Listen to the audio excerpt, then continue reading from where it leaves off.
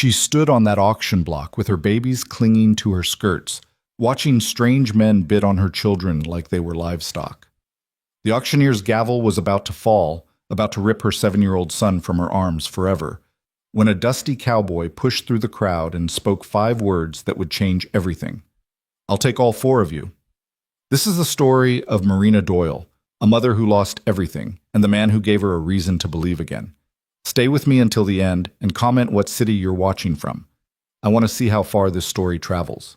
The August sun beat down on the town square of Lawrence, Kansas territory with the kind of merciless heat that made even the stones seem to sweat. Marina Doyle stood on the wooden auction block, her hands trembling as she tried to smooth down Clara's wild auburn curls one more time. The little girl, only 5 years old, pressed her face into her mother's worn calico skirt, her small body shaking with silent sobs she was trying so hard to be brave about. "Mama," Clara whispered, her voice barely audible above the growing murmur of the crowd. "I'm scared." Marina's heart cracked a little more, though she hadn't thought there were any pieces left to break. She crouched down, ignoring the auctioneer's impatient cough behind her, and cupped her daughter's tear-stained face in both hands. "I know, sweet girl, I know." Marina's voice caught, but she forced herself to keep going. "But you remember what I told you? No matter what happens today, no matter where any of us go, we carry each other right here." She pressed her palm gently against Clara's chest, right over her heart. "You feel that beating? That's where Mama lives. That's where Elias and Jonah live. Nobody can take that away." It was a beautiful lie, and they both knew it. 7-year-old Elias stood beside them, his jaw set in a way that made him look far older than his years. His father's eyes stared out from his young face, those same green eyes that Marina had fallen in love with 9 years ago, before the cholera took James, before the debt swallowed everything they'd built, before their whole world came crashing down around them like a house made of cards. "I won't let them take Clara and Jonah, Mama," Elias said fiercely, his small fists clenched at his sides. "I won't." Marina pulled him close, breathing in the little boy's smell of him, sweat and prairie grass and the lye soap she'd scrubbed him with that morning, wanting him to be clean for whatever came next. "Oh, my brave boy, my sweet, brave boy." 3-year-old Jonah didn't understand what was happening. He sat on the edge of the platform, his chubby legs dangling over the side, playing with a wooden horse that his father had carved before the fever took him. The paint was worn off in places where Jonah had clutched it through long nights, but the little boy still galloped it through the air, making soft neighing sounds and living in a world where auction blocks and debt collectors didn't exist. "All right, folks, settle down now." The auctioneer, a florid man named Simmons with whiskey on his breath and greed in his eyes, stepped forward and rapped his gavel against the podium. "We've got ourselves a fine offering here today. Woman, age 26, good health, knows her way around a kitchen and a laundry. 3 children, 2 boys and a girl." Marina closed her eyes. Not children, not offerings, not lots to be divided and dispersed, but that's what they were now. The law saw them as property, as assets to be liquidated to pay off the debts James had left behind. Debts she hadn't even known about until the creditors came calling 2 months after she'd buried her husband. The crowd pressed closer.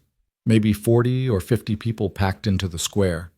Some were genuinely looking for household help or field workers.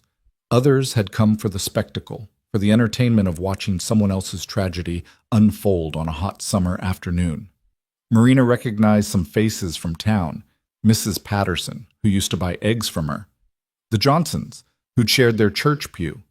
Now they all stared up at her with expressions ranging from pity to calculation to something that made her skin crawl. "Now we're going to start with the woman," Simmons announced, consulting his notes. "Marina Doyle, widowed. The estate's creditors have authorized me to sell her contract of indenture for a period of 7 years to satisfy outstanding debts in the amount of—" "What about the children?" a voice called out from the crowd. Marina's eyes snapped open, searching for the speaker.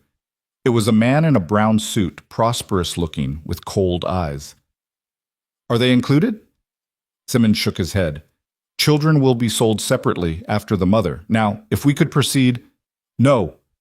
The word tore from Marina's throat before she could stop it. She lurched forward, putting herself between the auctioneer and her children. No, you can't. You can't separate us. Please, I'm begging you. Mrs. Doyle, we've been through this. Simmons' voice carried a warning edge. The law is clear. The debts exceed. I don't care about the law. Marina's voice rose, high and desperate. Several people in the crowd shifted uncomfortably. They're babies. They're babies. Elias is 7 years old. Clara still has nightmares. Jonah... Her voice broke. Jonah doesn't even remember his father. I'm all they have. Please, please don't do this. The sheriff, a heavy-set man named Garrett, stepped onto the platform. His hand rested on the pistol at his belt, not threatening exactly, but making his presence known. Ma'am, you need to compose yourself. This is difficult. I know, but the law. Damn the law! Marina's eyes blazed. She knew she was making it worse, knew she should stay quiet and submissive and hope for mercy. But the thought of watching her children dragged away to separate fates, she couldn't breathe. She actually couldn't breathe. Her chest felt like it was being crushed by an invisible hand. Elias grabbed her skirt. Mama, don't. You're scaring Jonah. She looked down and saw that it was true. Jonah had dropped his wooden horse and was staring up at her with huge, frightened eyes, his lower lip trembling. Clara was crying in earnest now, great hiccuping sobs that shook her whole body. Marina forced herself to take a breath, then another. She sank to her knees on the platform, gathering all 3 children into her arms, holding them as tightly as she could. This might be the last time. This might be the very last time she ever held them all together. I love you, she whispered fiercely into their hair. I love you more than the sky, more than the stars, more than every breath I've ever taken. Don't you ever forget that. Don't you ever... Mrs. Doyle? The sheriff's voice was gentler now, but firm. It's time. 2 men stepped forward to help her to her feet. Their hands weren't rough, but they were insistent. Marina stood on shaking legs, still trying to keep herself between her children and whatever came next. Let's start the bidding at $50, Simmons called out, his gavel raised. $50 for 7 years of contracted service? Do I hear 50? $50. A woman near the front raised her hand. Marina recognized her, Mrs. Thornhill, who ran a boarding house on the edge of town. A decent woman, by all accounts. Marina felt a small flutter of hope. If she could be close to town, maybe she could find a way to... 60! Another voice, male this time. 75! 80! The bids came faster, and Marina watched in a daze as her worth was calculated in dollars and cents. 85. 90. 100. The numbers climbed, and with each one, she felt more like an animal at a cattle auction, being assessed for her working capacity and years of useful service. $125! Mrs. Thornhill's voice rang out clear and determined. $150! The man in the brown suit again. Something about him made Marina's stomach turn. She'd seen men look at horses that way, evaluating, possessive, already imagining ownership. Going once at $150, Simmons intoned. Going twice? Wait! Elias's voice, high and clear, cut through the proceedings. The 7-year-old had stepped forward, standing at the very edge of the platform. His face was pale, but resolute. You can't just sell our mama. What about us? What's going to happen to us? A murmur ran through the crowd. Some people looked uncomfortable. Others shook their heads at the interruption. Son, you need to step back, Sheriff Garrett said, not unkindly. This is adult business. I'm not your son, Elias said, his voice trembling but defiant. And it's my business if you're taking my mama away. Who's going to take care of us? Who's going to... The children will be placed appropriately, Simmons said with forced patience. Now, if we could... You're going to sell us too, aren't you? Elias's eyes were bright with unshed tears, but his chin was up. Just like you're selling Mama. You're going to sell us to different people. You're going to split us up. The silence that followed was deafening. Even Simmons seemed at a loss for words. Finally, he cleared his throat. The children will be, The creditors have authorized separate sales to maximize the return on... No! Elias lunged forward, but Marina caught him. She pulled him back against her, her arms locked around his chest as he struggled. No, you can't. We're a family. We're supposed to stay together. Mama! Clara was screaming now, reaching for her mother as one of the sheriff's deputies moved to separate them. "Mama, don't let them take me, please!" Jonah, finally understanding that something terrible was happening, began to wail, a high, keening sound of pure terror that cut through Marina like a knife. The crowd was getting restless now. Some people were calling for the sheriff to restore order. Others were shouting questions about the children. The whole thing was descending into chaos, and Marina stood in the center of it, feeling like she was drowning while everyone watched. "Enough!" Simmons banged his gavel repeatedly. "Sheriff, please remove the children from the platform so we can proceed." "No!" Marina screamed. She wrapped her arms around all three children, trying to shield them with her body. "No, please, just give me a minute. Just one more minute." "Ma'am, you're only making this harder." The sheriff reached for Elias, and Marina's hand shot out, grabbing the boy's arm. "Don't touch him! Don't you dare! Mrs. Doyle, I'll work double, triple. Please, there has to be another way. Whoever buys my contract, I'll work twice as hard. The creditors want cash, not promises," Simmons said coldly. "Now, can we please?" "I'll take the boy," the man in the brown suit called out. He'd moved closer to the platform, and now Marina could see his face clearly. There was something hungry in his expression that made her blood run cold. "Strong-looking lad. I could use help on my farm. How much for him?" "No," Marina whispered. "No, please. We'll auction the children separately after the mother's contract is settled," Simmons said. "Now, we had a bid of $150. Do I hear $175? Mrs. Thornhill again, her face tight with sympathy but also calculation. She was running a business, after all. $200! Marina's vision was blurring. She couldn't tell if it was from tears or from the suffocating panic that was making it hard to draw breath. She pressed her face into Elias's hair, trying to memorize the feel of him, the smell of him, knowing that in a few minutes, $250! The man in the brown suit was looking directly at her now, and Marina wanted to be sick. "Going once at $250, Simmons said. "Going twice. Wait!" A new voice, deep and rough, cut through the noise. "I got a question before you finish this."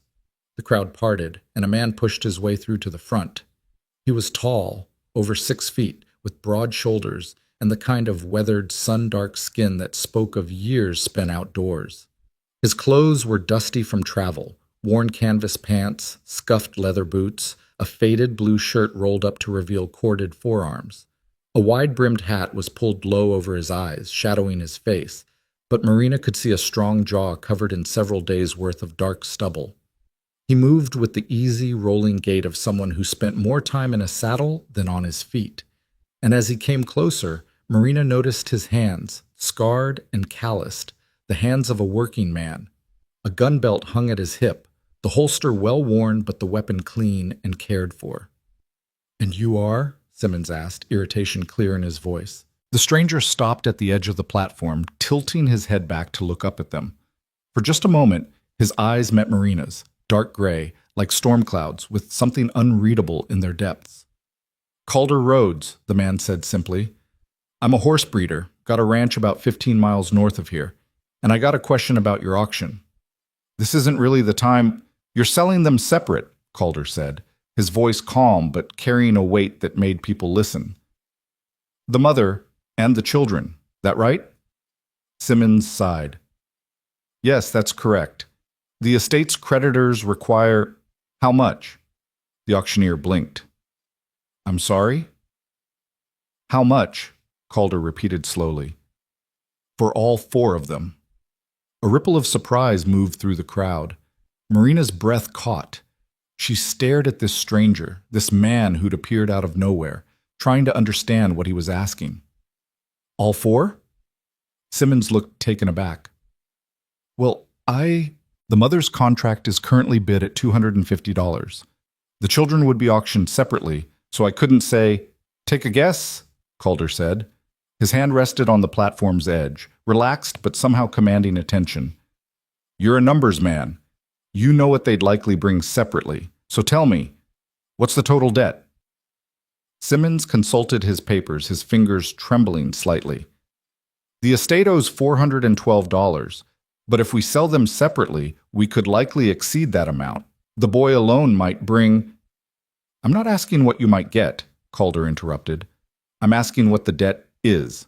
412? Plus the auctioneer's fee, which is 10% of, so about 450, give or take. Calder's eyes hadn't left Marina's face. That cover everything? Pay off every creditor? Clear the whole debt? Well, yes, I suppose it would, but then here's my bid. Calder reached into his pocket and pulled out a leather pouch. He loosened the drawstring and poured a stream of coins onto the platform with a heavy clink of metal on wood. Gold coins glinted in the afternoon sun. $500, cash, for all four of them, the mother's contract and all three children. The crowd exploded into noise. People were shouting questions, pressing forward to get a better look. Marina's heart was hammering so hard she thought it might burst right out of her chest. She clutched her children tighter, afraid to hope, afraid to even breathe. Now hold on! The man in the brown suit pushed forward angrily. You can't just... The children haven't even been offered yet. I had a bid on the boy. And I'm making a bid on all of them, Calder said calmly. Before they're split up. That's legal, ain't it? He looked at the sheriff. Man can make a bid on what's being sold, can't he? Sheriff Garrett looked uncomfortable. Well, technically, I suppose if the creditors would accept... The creditors want their money, Calder said. I'm offering more than they're owed right here, right now. Gold coin, no promises, no payment plans, just cash. But the proper procedure... Simmons was floundering now, looking between the money, the crowd, and the sheriff. The proper procedure is to satisfy the debt, Calder said. There was steel beneath his calm tone now. That's what this is about, isn't it? Collecting what's owed? Well, I'm offering to clear the whole thing in one transaction. Seems to me that's the best outcome for everyone. It's irregular, Simmons protested. But is it illegal? Calder pressed. Because if it's just irregular, I don't really give a damn. Those creditors want their money or not. Simmons looked at the gold coins. $500 was a substantial sum, more than he'd expected to get from the four sales combined. The creditors would be satisfied and he'd get his percentage either way. After a long moment, he deflated slightly.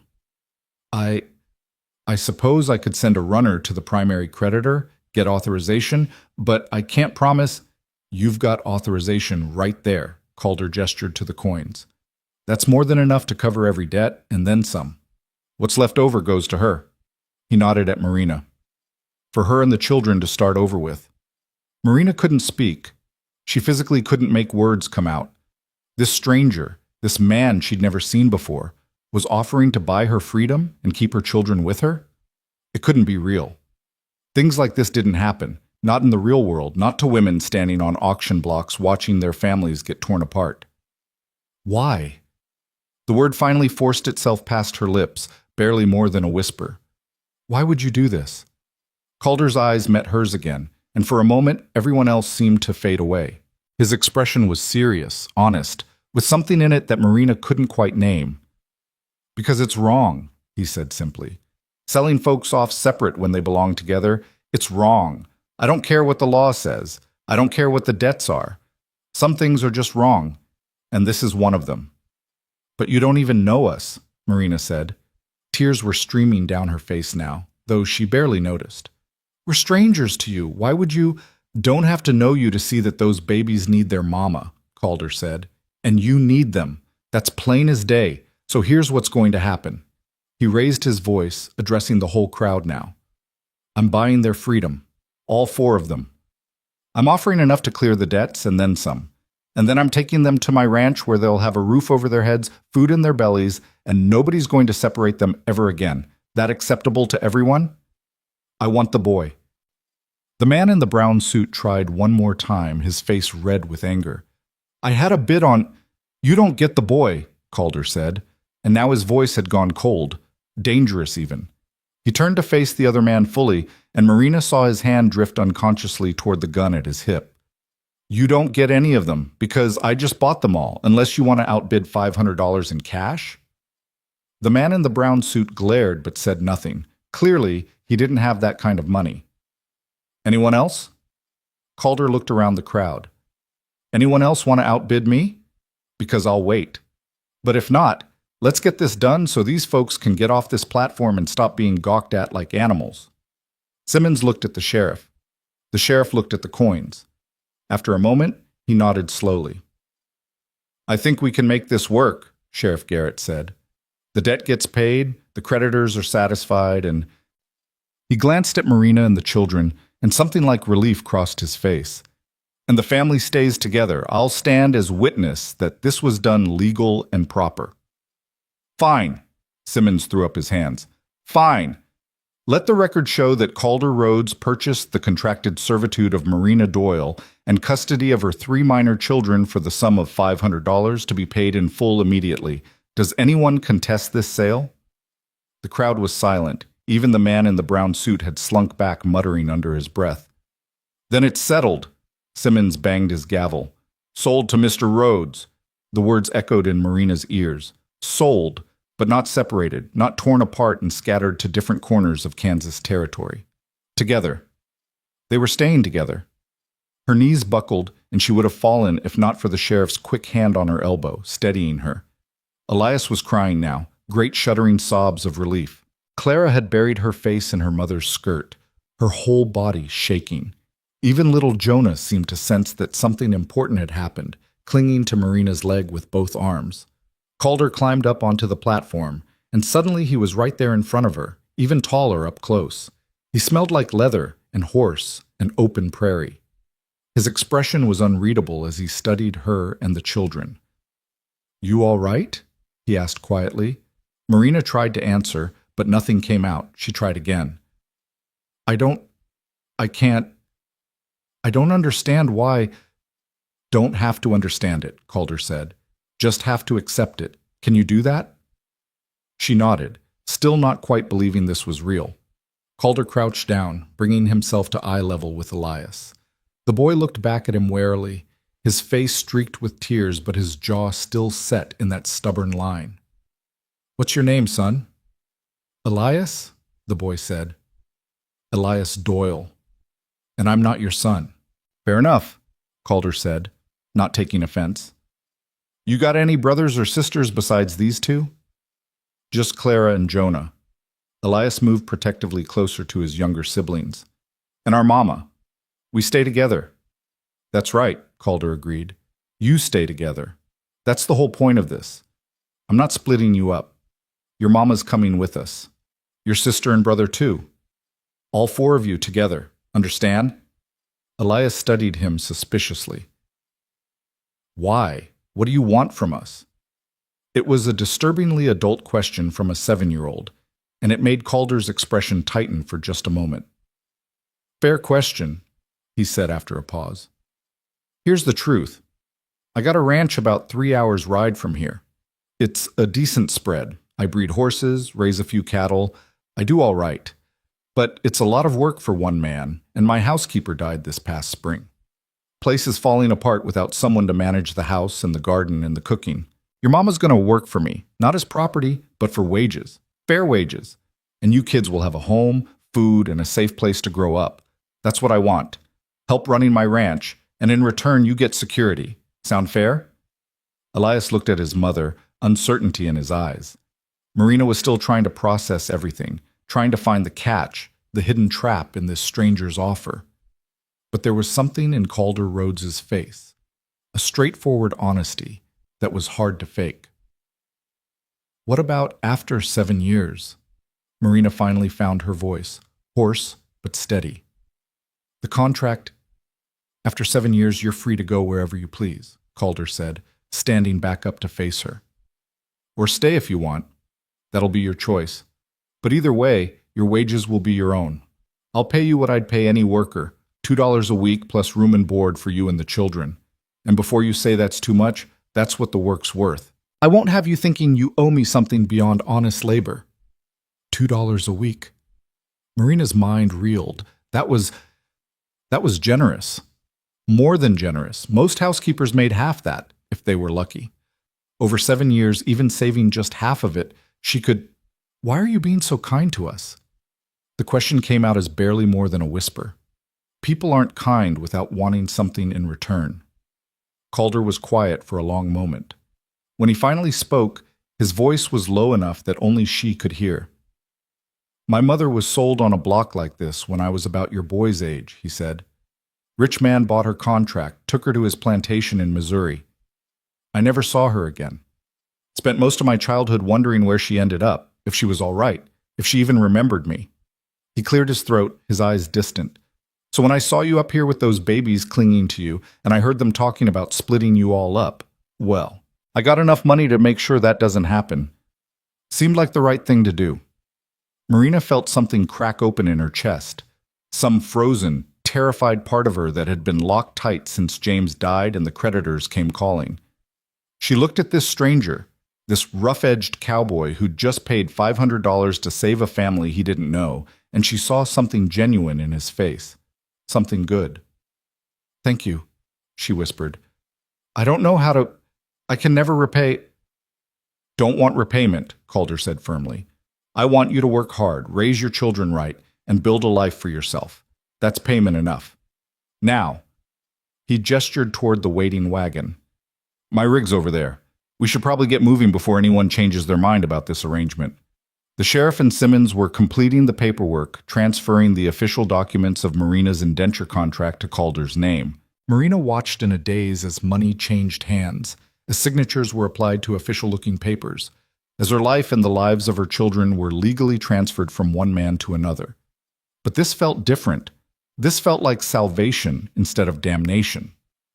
Calder helped them down from the platform, his hand steady under Marina's elbow as her shaking legs nearly gave out. The crowd was dispersing now, the show over, though people still stared as the strange cowboy loaded a widow and 3 children into his wagon. The wagon itself was well maintained, the wood weathered but sound, the horses, a matched pair of chestnuts, looking healthy and strong. There was a canvas cover stretched over a framework of bent wood, providing shade, and Calder had already laid out blankets in the back. "There's water in that canteen," he said, pointing to a leather-covered bottle hanging from a nail. "And I packed some food for the journey. It's about 3 hours to the ranch, maybe a bit more with the little ones. Make yourselves as comfortable as you can." Marina lifted Jonah into the wagon, then Clara.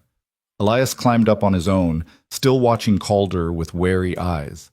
Marina was about to pull herself up when Calder appeared at her side. "Let me help you, ma'am." His hand was warm and solid as he steadied her, and Marina found herself looking directly into his face for the first time. He was younger than she'd first thought, maybe 30, 32 at most. His face was all strong lines and weathered skin, with crow's feet at the corners of his eyes from squinting into the sun. There was a scar cutting through his left eyebrow, and another along his jaw. But his eyes, those storm-gray eyes, were kind. "Thank you," Marina said again, because she didn't know what else to say. Calder just nodded and moved to the front of the wagon, climbing up onto the driver's seat with easy grace. He took up the reins, clicked his tongue to the horses, and just like that, they were moving. Marina settled back against the blankets, pulling all 3 children close to her. Jonah immediately curled into her lap, exhausted from all the crying. Clara pressed against her side, her small hand clutched tight in Marina's skirt. Elias sat on her other side, still tense, still watching everything with those 2 old eyes. As the wagon rolled out of Lawrence, leaving behind the auction block and the crowd and the life Marina had known, she watched the town disappear behind them. Part of her couldn't believe this was real. Part of her kept waiting to wake up, to find herself still standing on that platform with strange men bidding on her children. But the wagon was solid beneath her. The children were warm in her arms. And Calder Rhodes, the stranger who'd become their unexpected savior, drove them steadily northward, toward a ranch she'd never seen, toward a future she couldn't imagine. "Mama." Elias's voice was small. "Are we really going to be okay?" Marina looked down at her eldest son, at the fear and hope warring in his young face, and she made a decision. She would choose to believe, she would choose to trust, because what other choice did she have? "Yes, baby," she said softly, pressing a kiss to his forehead. "Yes, I think we are." The prairie stretched out before them, endless and golden in the late afternoon sun, and for the first time in months, Marina Doyle allowed herself to hope that maybe, just maybe, they'd found someone who would keep them safe. The wagon rolled on, carrying them toward whatever came next. The sun was sinking toward the horizon, painting the Kansas prairie in shades of amber and gold. when Calder finally turned the wagon off the main trail onto a narrow dirt road. Marina had been watching the landscape change for the past hour, the flat grasslands gradually giving way to gentle rolling hills, clusters of cottonwood trees marking the presence of water, and in the distance, the dark line of what might be a river or creek. Jonah had fallen asleep in her lap, his thumb stuck firmly in his mouth despite her attempts over the years to break him of the habit. Clara dozed fitfully against her side, occasionally jerking awake with a small cry before Marina could soothe her back to sleep. Only Elias remained vigilant, sitting upright and watching everything with those sharp green eyes that missed nothing. "Is that it?" Elias asked suddenly, pointing ahead. Marina followed his gaze and felt her breath catch. Nestled in a shallow valley between two hills surrounded by a split-rail fence that seemed to go on forever, was a sprawling ranch. The main house was a sturdy two-story structure built from weathered timber, with a wide porch wrapping around the front and side. Smoke curled lazily from the chimney. Behind the house, she could see a large barn, several outbuildings, and what looked like a series of corrals where horses moved like dark shadows in the fading light. "That's home," Calder called back over his shoulder. "Rhodes Ranch. Been in my family for about 15 years now. My father homesteaded it, and when he passed, it came to me." The wagon rattled down the road, and as they drew closer, Marina could see more details. The house needed paint, she noticed, and several of the porch boards looked like they might be loose. The garden that stretched along the south side of the house was overgrown, more weeds than vegetables, though she could see the remnants of what had once been carefully tended rows. Laundry hung on a line, and Marina's practiced eye noted that the shirts and pants had been hung haphazardly, without attention to proper spacing or arrangement. A place that needed a woman's touch, she thought. A place that had been missing one. As they pulled into the yard, a man emerged from the barn, older than Calder, maybe 50, with gray hair and a weathered face that spoke of decades spent outdoors. He raised a hand in greeting and walked over to meet the wagon. "Calder," the man said, his eyes moving from the driver to the wagon's cargo with undisguised curiosity. "Wasn't expecting you back until tomorrow." "Plans changed, Dutch." Calder set the brake and climbed down, stretching his back with an audible crack. "Found what I needed in Lawrence sooner than expected." Dutch's eyes settled on Marina and the children, and his expression shifted from curiosity to understanding. "I see. Well then," he stepped forward, offering Marina a calloused hand. "Name's Dutch Keller. I'm the ranch foreman here. Been working with Calder since his father's time." Marina carefully shifted Jonah's sleeping weight and took the offered hand. "Marina Doyle, and these are my children, Elias, Clara, and Jonah." "Ma'am." Dutch nodded respectfully. "Kids, welcome to Rhodes Ranch." Calder was already moving around to the back of the wagon, reaching up to help Marina down. His hands were strong and sure as they circled her waist, lifting her and Jonah down as if they weighed nothing at all. Marina felt her face flush at the contact, suddenly very aware that she hadn't been touched by a man, even in such an innocent way, since James died. "Clara, honey, wake up," Marina said softly, gently shaking her daughter's shoulder. "We're here." Clara stirred, her eyes opening slowly, confusion written across her small face. "Mama? Where?" Then memory returned and her expression crumpled. "I thought it was a dream. I thought we were still home and Papa was—" "Shh, sweet girl, I know." Marina gathered her close, meeting Calder's eyes over her daughter's head. He looked away quickly, busying himself with helping Elias down from the wagon. "The cabin's all ready," Dutch said to Calder, keeping his voice low but not low enough that Marina couldn't hear. "Fixed the window like you asked, and I had one of the boys bring over a bed frame from the bunkhouse. Ain't fancy, but it's sound." "That'll do fine." Calder turned to Marina. "Mrs. Doyle, I know you're all tired from the journey, but let me show you where you'll be staying. It's just over here." He led them across the yard toward a small structure that sat about 50 yards from the main house. It was a simple one-room cabin built from the same weathered timber as the main house, with a single window and a narrow porch. Someone, Dutch, Marina assumed, had swept the porch clean, and there was a rocking chair positioned beside the door. Calder pushed the door open and stepped aside to let Marina enter first. She walked in, still carrying Jonah, with Clara and Elias pressed close behind her. The cabin was small but clean. A cast iron stove sat in one corner, its chimney pipe extending up through the roof.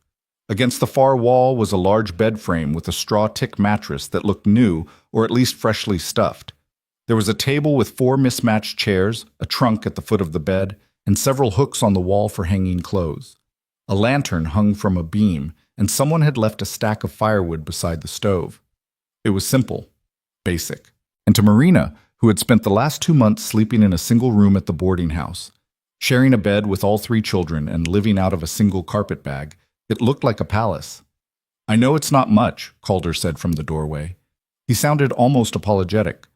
"But it's weather-tight and warm. There's more blankets in the trunk, and Dutch stocked the shelves with basic supplies. Coffee, flour, beans, some salt pork. Enough to get you through the next few days until you get settled."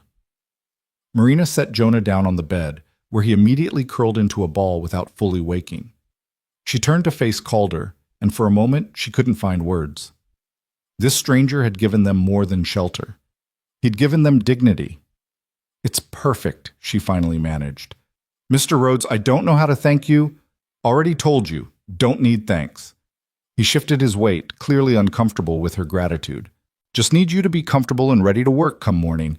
The main house is in rough shape. Been trying to manage it myself since Mrs. Henderson passed, but I'm not much good at domestic matters. I can birth a colt and break a stallion, but I can't seem to keep a house from falling into chaos." Despite everything, Marina felt a small smile tug at her lips. "I think I can help with that."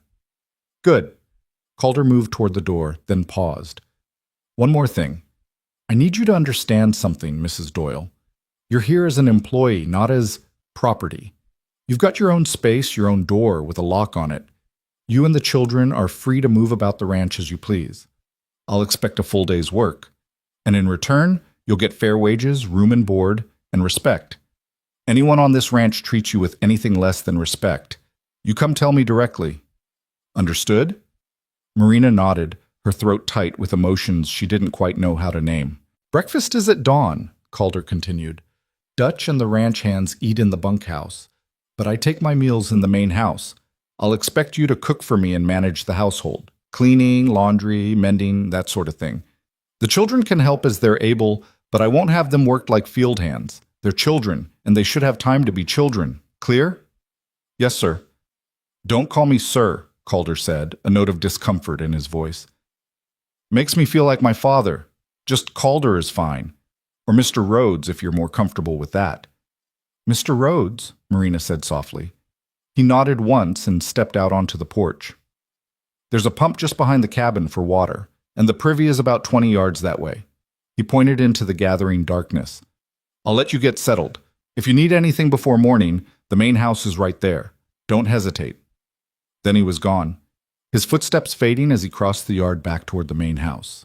Marina stood in the doorway, watching him go, trying to make sense of the strange turn her life had taken. "Mama?" Elias's voice was small. "Is this really where we're going to live?" Marina looked down at her son, saw the exhaustion and uncertainty in his young face, and made a decision. She would not burden these children with her own fears and doubts. They'd been through enough.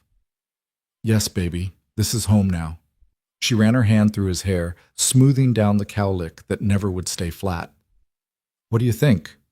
Elias walked slowly around the cabin, examining everything with careful attention. He tested the sturdiness of the table, checked the latch on the door, and peered into the trunk at the foot of the bed. Finally, he turned back to his mother. "It's bigger than where we were staying in town," he said carefully. "And it smells better. Less like other people's cooking and more like wood and grass." "That's the prairie you're smelling," Marina said. "Clean air and open space." Clara had been exploring too, though her investigation was less practical than her brother's. She'd discovered a small shelf beside the stove where someone had left a few basic dishes and cups.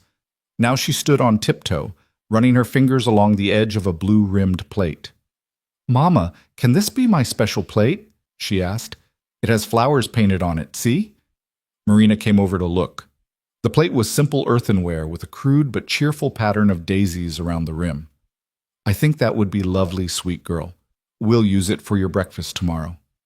"Really?"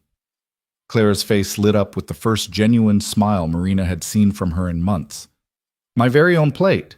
Your very own plate. It was such a small thing, Marina thought. A chipped plate with fading flowers. But to Clara, who had owned nothing but the dress on her back and a single rag doll for the past 2 months, it was treasure. The next few hours passed in a blur of activity. Marina got a fire going in the stove and heated water for washing. She found soap and clean rags in the trunk and gave each of the children a thorough scrubbing, washing away the dust of the journey and the terror of the day. She braided Clara's hair and checked Elias for ticks. She changed Jonah into the one clean nightshirt he owned and settled him properly in the bed. By the time full darkness had fallen, all 3 children were tucked into the bed together, clean and fed on the salt pork and beans Marina had prepared. They looked so small in that big bed, huddled together the way they'd learned to do in the cramped quarters of the boarding house. Marina stood by the stove, watching them sleep, and allowed herself to feel the full weight of the day. Her hands were shaking, she realized. They'd been shaking since she climbed down from that auction block, but she'd been too focused on the children to notice. Now, in the quiet darkness of the cabin, the trembling spread through her whole body. She could have lost them. Dear God, she'd been minutes, seconds, away from watching Elias dragged away to that man's farm, from seeing Clara and Jonah sold to strangers, from being separated from her babies forever. The thought made her knees weak, and she had to grip the edge of the table to keep from sinking to the floor. A knock at the door made her jump. She pressed a hand to her racing heart and moved to answer it, expecting to see Calder. Instead, a young man stood on the porch, maybe 18 or 19, with a shock of red hair and a friendly, freckled face. "Evening, ma'am," he said, pulling off his hat respectfully. "Name's Tommy. I'm one of the ranch hands. Mr. Rhodes sent me over with these." He held out a basket covered with a checkered cloth. Marina took the basket and peeked under the cloth. Inside were fresh eggs, a loaf of bread that was still warm, a crock of butter, and a small jar of preserves.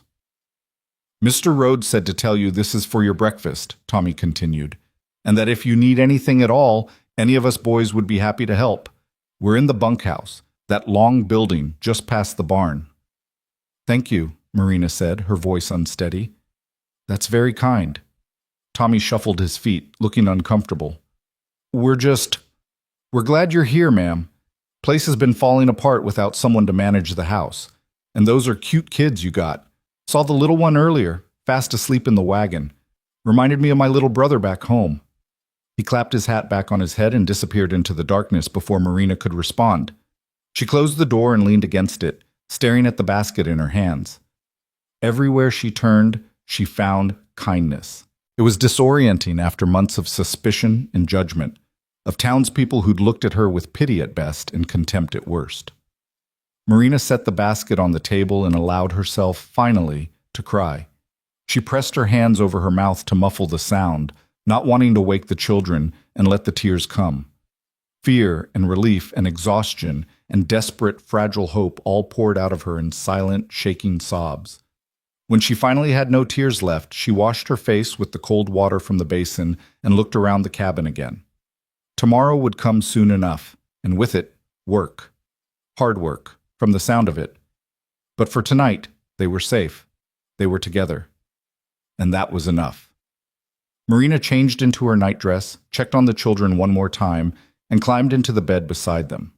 The straw-tick mattress rustled beneath her weight, and Jonah immediately rolled over to press against her side, seeking warmth even in sleep. She gathered him close, feeling Clara's small hand find hers in the darkness, and closed her eyes. She didn't expect to sleep, but exhaustion claimed her almost immediately, pulling her down into deep, dreamless darkness. Dawn came too early, announced by a rooster somewhere in the yard, and the sound of men's voices as the ranch hands made their way to the bunkhouse for breakfast.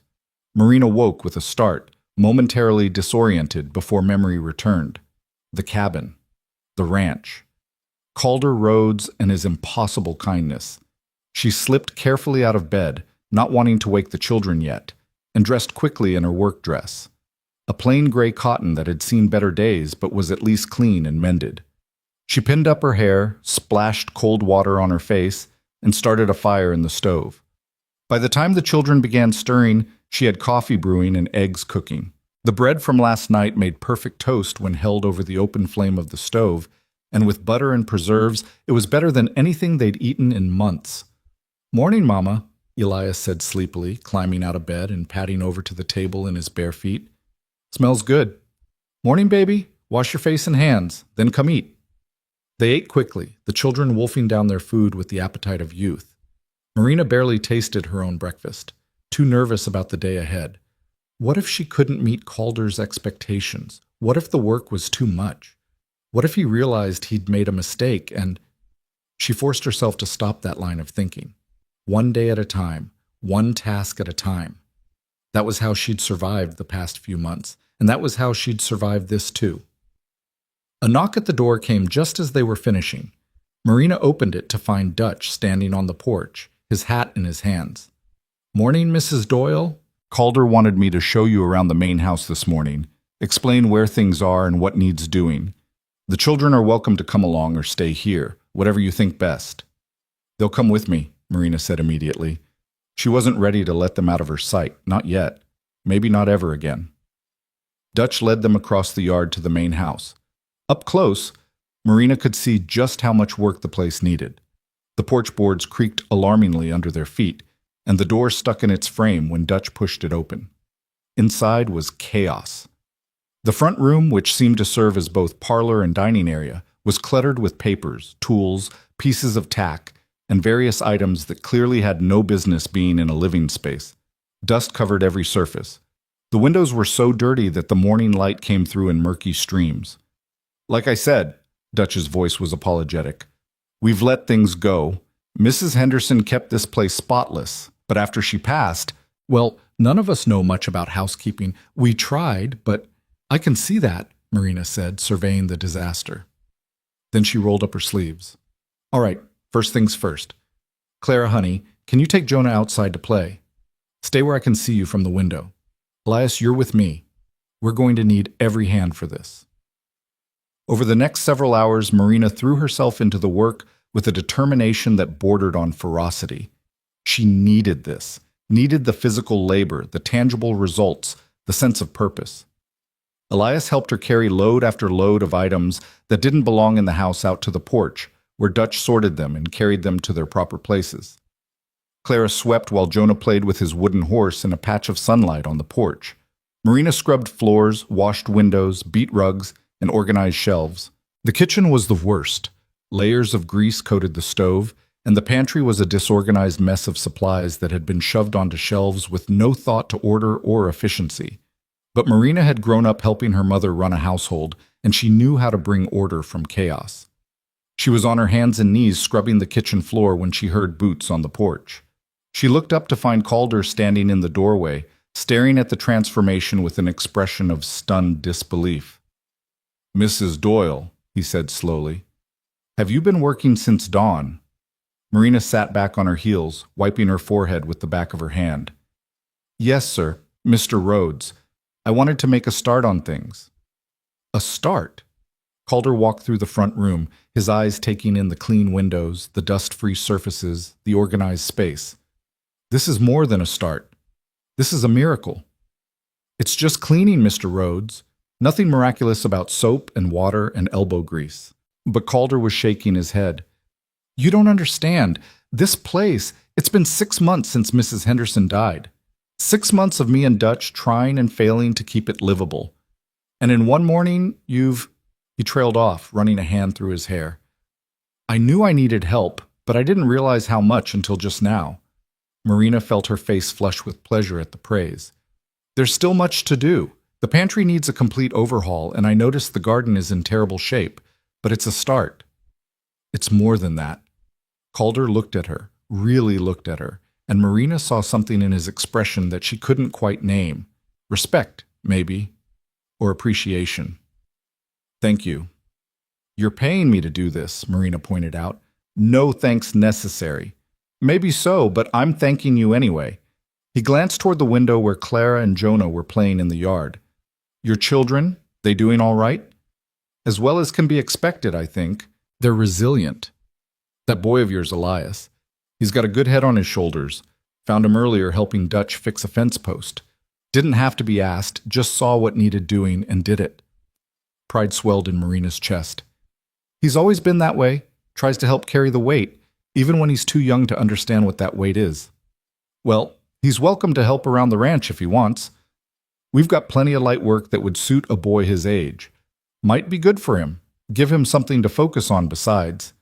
Calder gestured vaguely, clearly not wanting to say, besides watching his mother almost lose everything on an auction block. I think he'd like that, Marina said softly. He's been cooped up for too long. He needs space to run and work to do. They stood there for a moment, an oddly comfortable silence stretching between them. Then Calder cleared his throat and stepped back. Right. Well, I'll let you get back to it. I need to check on the horses in the south pasture, but I'll be back for dinner around noon. Nothing fancy, just whatever you can put together. I'll manage, Marina assured him. After he left, she returned to her work, but her mind kept drifting back to the conversation. There was something about Calder Rhodes that she couldn't quite figure out. He was gruff and plain-spoken, uncomfortable with emotion or gratitude. But beneath that rough exterior was a deep well of kindness. The way he looked at her children, not as burdens or obligations, but as human beings worthy of care and consideration, that meant more to Marina than any amount of money could. By noon, she had dinner ready, a simple meal of fried salt pork, beans, and cornbread made from the supplies in the pantry. It wasn't fancy, but it was hot and filling, and when Calder came in from the pasture and sat down at the now clean table, he ate with the enthusiasm of a man who'd been living on his own poorly cooked meals for too long. Best meal I've had in months, he said, reaching for a second piece of cornbread. Maybe years. Marina, eating her own dinner while standing near the stove and keeping an eye on the children at the smaller table she'd set up for them, felt warmth spread through her chest. It's just simple food, Mr. Rhodes. Sometimes simple is exactly what's needed. He glanced at the children. They eating enough? Marina looked over at Elias, Clara, and Jonah, all three of them focused intently on their plates. More than enough? This is more food than they've seen in a while. Calder's jaw tightened. Well, there's plenty more where that came from. This ranch runs lean sometimes, but we never go hungry. Make sure they know that. They can eat their fill at every meal. Over the next few days, a routine began to establish itself. Marina would wake before dawn, get the children dressed and fed, then head to the main house to prepare Calder's breakfast. After he headed out to work the ranch, she'd spend the morning cleaning, organizing, and slowly bringing order to the chaos. The children would play nearby, or Elias would disappear with Dutch to help with light chores around the property. Clara discovered the abandoned garden and declared it her special project. With Marina's permission and some basic instruction, she began the work of clearing out the weeds and identifying which plants could be saved. Jonah followed her around like a small shadow, alternately helping and hindering her efforts. Marina found herself falling into the rhythm of ranch life more easily than she'd expected. There was something deeply satisfying about the work. The way a dirty floor became clean under her hands, the way an organized pantry made cooking easier, the way fresh bread filled the house with warmth and comfort. It was honest work, and she was good at it. Calder, for his part, was a considerate employer. He never demanded more than was reasonable, always thanked her for the meals she prepared, and made a point of asking after the children every evening. He was a man of few words, but the words he did speak were genuine. It was on the fourth day that something shifted. Marina was in the kitchen preparing dinner when she heard a commotion from outside, raised voices and what sounded like Elias shouting. She dropped the spoon she'd been holding and ran for the door, her heart in her throat. In the yard, she found Elias backed up against the barn wall, his face streaked with tears of fury, while one of the ranch hands, a man she'd seen around but hadn't been introduced to, loomed over him. The man was big, well over 6 feet and heavy with muscle, and he looked angry. "What's going on here?" Marina demanded, moving toward her son. "Your boy," the ranch hand said, his voice rough with irritation. "Just cost me a week's wages." "I didn't mean to," Elias's voice cracked. "I was just trying to help." "Elias, what happened?" Marina reached her son and put herself between him and the angry man. I was helping with the horses," Elias stammered, "and Mr. Pike asked me to hold the gate while he moved the stallion to the other corral. But the horse got spooked, and he ran past me, and now he's loose, and that stallion's worth more than you'll make in 5 years, boy, Pike snarled. If he gets hurt or runs off the property, it comes out of my pay. Do you understand that? Back off. The command came from behind them, and Marina turned to see Calder striding across the yard, his expression thunderous. Pike, step away from the boy. Now. Pike hesitated, then moved back, but his face was still twisted with anger. Calder, that boy of hers let Red Devil loose. If we lose that horse, we're not going to lose the horse, Calder said calmly. Tommy and Dutch are already tracking him. He won't have gone far, probably just down to the creek. And even if we do lose him, that's not the boy's fault. You shouldn't have put a 7-year-old in charge of holding a gate for an unbroken stallion in the first place. What were you thinking? I was thinking I needed an extra hand, and he was offering. He's a child, Pike, a child trying to be helpful. If that horse gets loose, that's on you for poor judgment, not on him. Calder's voice had gone cold. Now get out to the south pasture and help find Red Devil. And Pike, if I ever see you looming over one of these children again, you'll be looking for work elsewhere. Are we clear?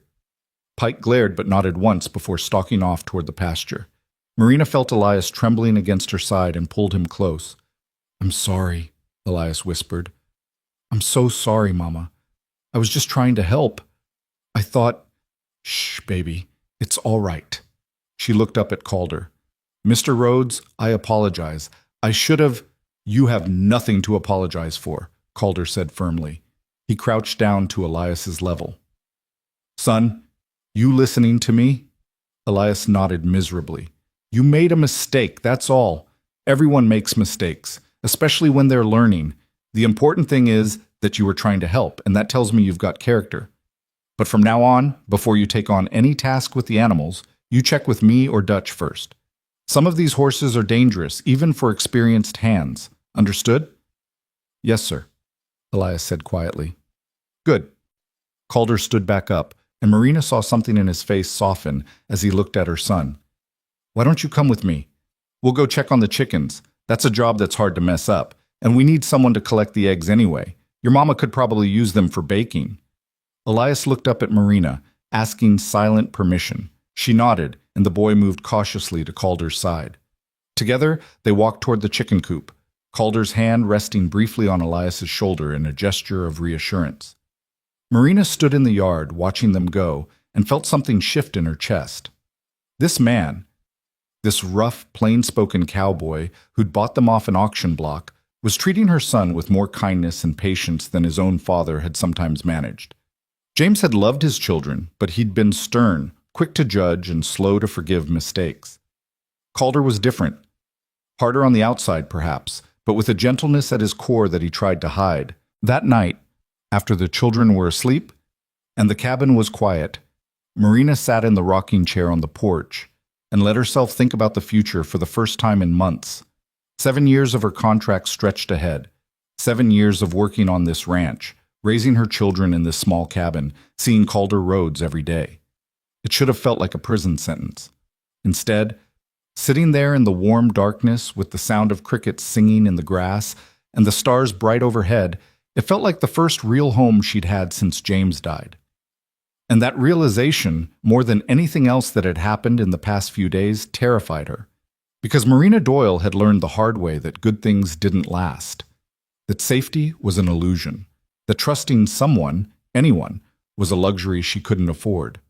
But as she sat there in the darkness, listening to the peaceful sounds of the ranch settling in for the night, she found herself wanting to believe, wanting to trust, wanting to hope that maybe, just maybe, they'd finally found a place where they could heal.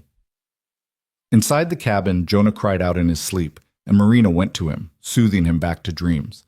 Tomorrow would bring more work, more challenges, more opportunities to prove herself. But for tonight, they were safe. And for now, that was enough. The weeks passed with the swiftness that surprised Marina. June melted into July, and the Kansas summer settled over the ranch like a heavy blanket, bringing with it long days of work and longer evenings filled with the sound of cicadas and the children's laughter. The cabin that had seemed so strange on that first night now felt familiar, lived in, and the rhythms of ranch life had become as natural as breathing. Clara's garden was flourishing under her devoted attention. The little girl would spend hours crouched among the rows, her dress stained with dirt, carefully tending to the tomato plants and beans and squash that were finally beginning to produce. She'd created a small scarecrow from straw and old clothes that Calder had given her, and she'd named it Mr. Friendly, because, as she explained seriously to her mother, he needs to be nice to the birds even while he's scaring them away, Mama. Otherwise it's just mean. Elias had become Dutch's shadow, following the older man around the ranch and soaking up everything he could learn about horses and cattle and the 100 small tasks that kept a ranch running. The incident with Red Devil, who had been found peacefully drinking from the creek and returned to his corral without incident, had made Elias more cautious, but it hadn't dampened his eagerness to help. If anything, he seemed determined to prove himself, to show that he could be trusted with responsibility. Even Jonah was thriving. The little boy who had spent months cooped up in a single room at the boarding house now ran wild through the ranch yard, his face tanned and his legs growing strong from constant motion. He followed Clara around the garden, helped his mother gather eggs from the chicken coop, and had developed an absolute fascination with the horses that sometimes worried Marina. More than once, she'd found him standing at the corral fence, his small hand stretched through the rails, trying to touch the massive animals on the other side. Marina herself had transformed the main house. What had been chaos was now order, every room scrubbed clean, every surface organized, every window sparkling in the sunlight. She'd mended the curtains, beaten the rugs until they were nearly their original colors, and polished the furniture until it gleamed.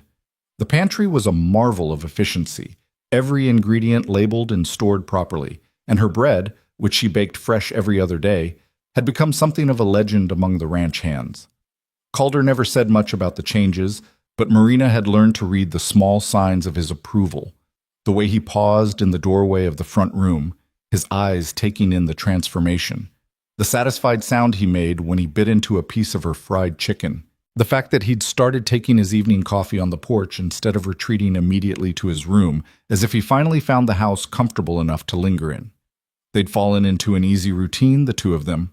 Marina would have his breakfast ready at dawn, they'd exchange a few words about the day's plans, and then he'd disappear into the work of running the ranch.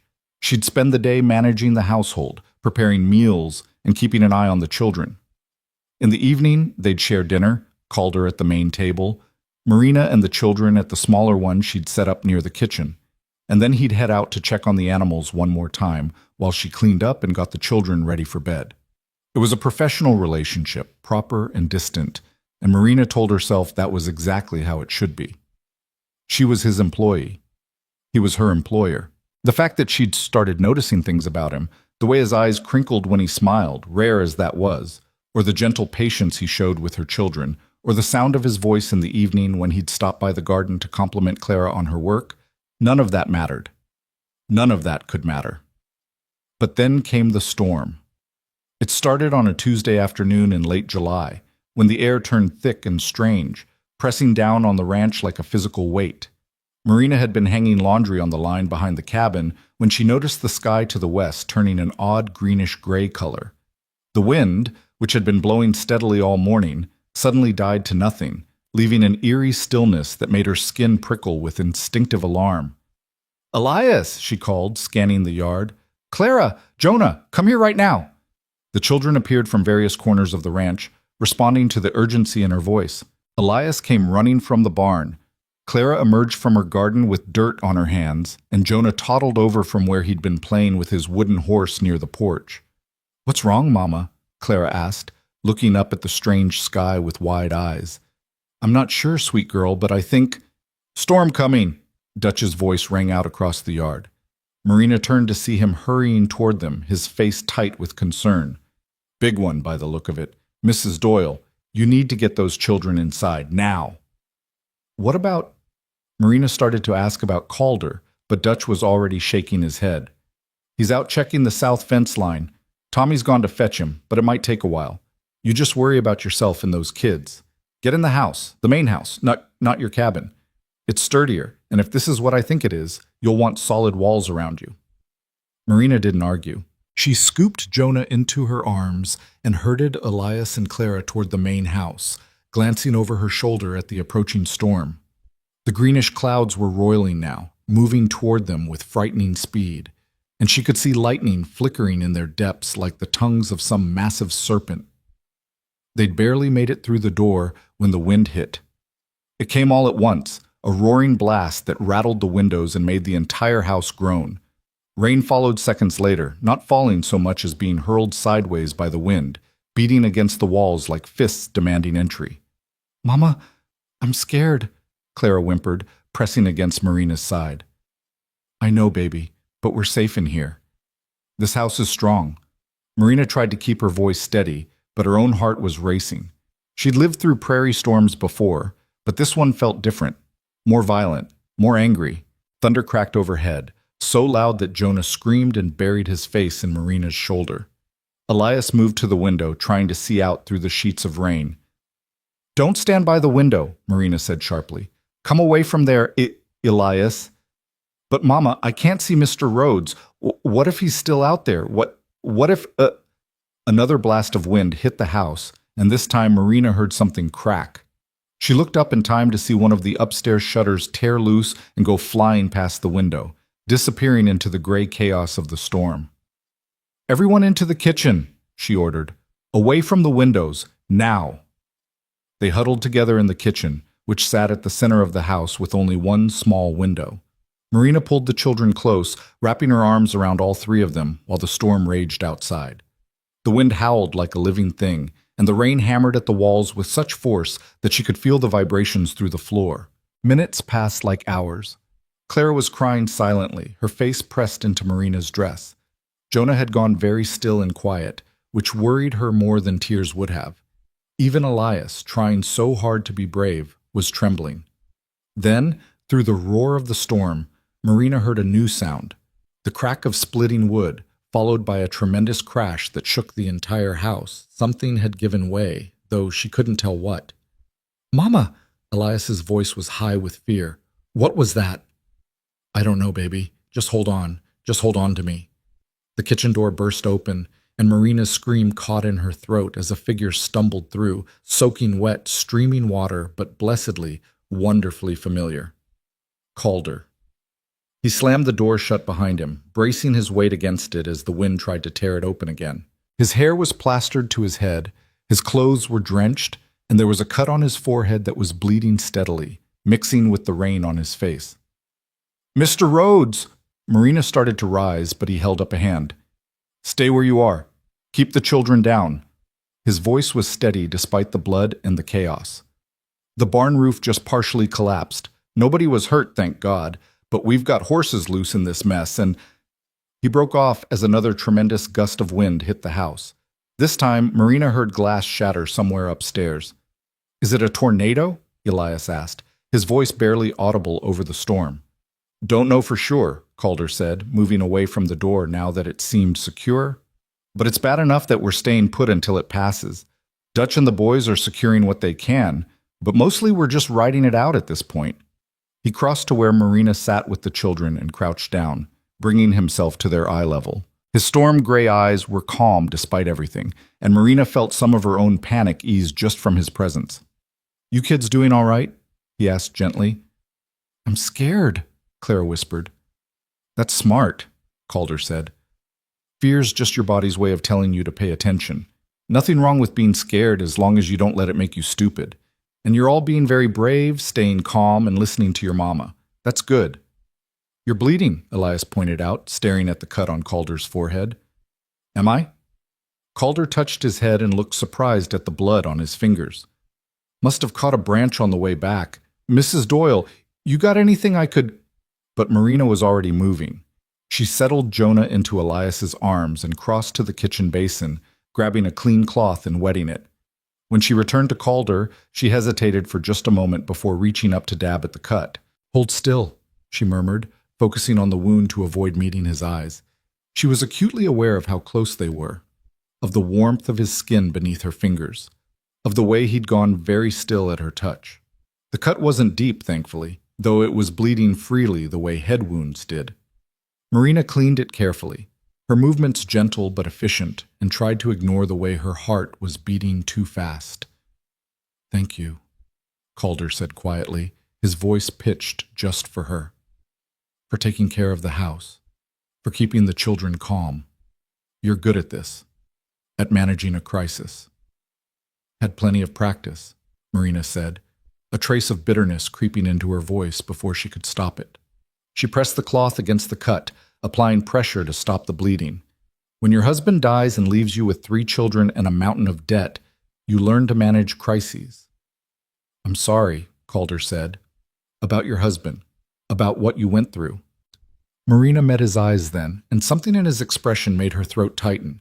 Sympathy, yes, but also understanding. This man knew what loss looked like. He'd lived through his own. It's past, she said softly. We survived. That's what matters. Surviving isn't the same as living. The words hung between them, weighted with meaning Marina wasn't quite ready to examine.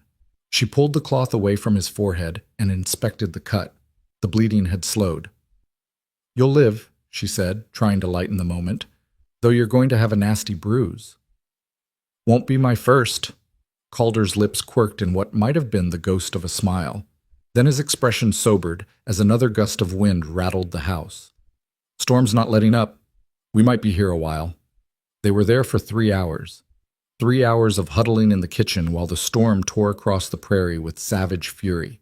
3 hours of wind and rain and thunder that seemed to shake the very foundations of the earth.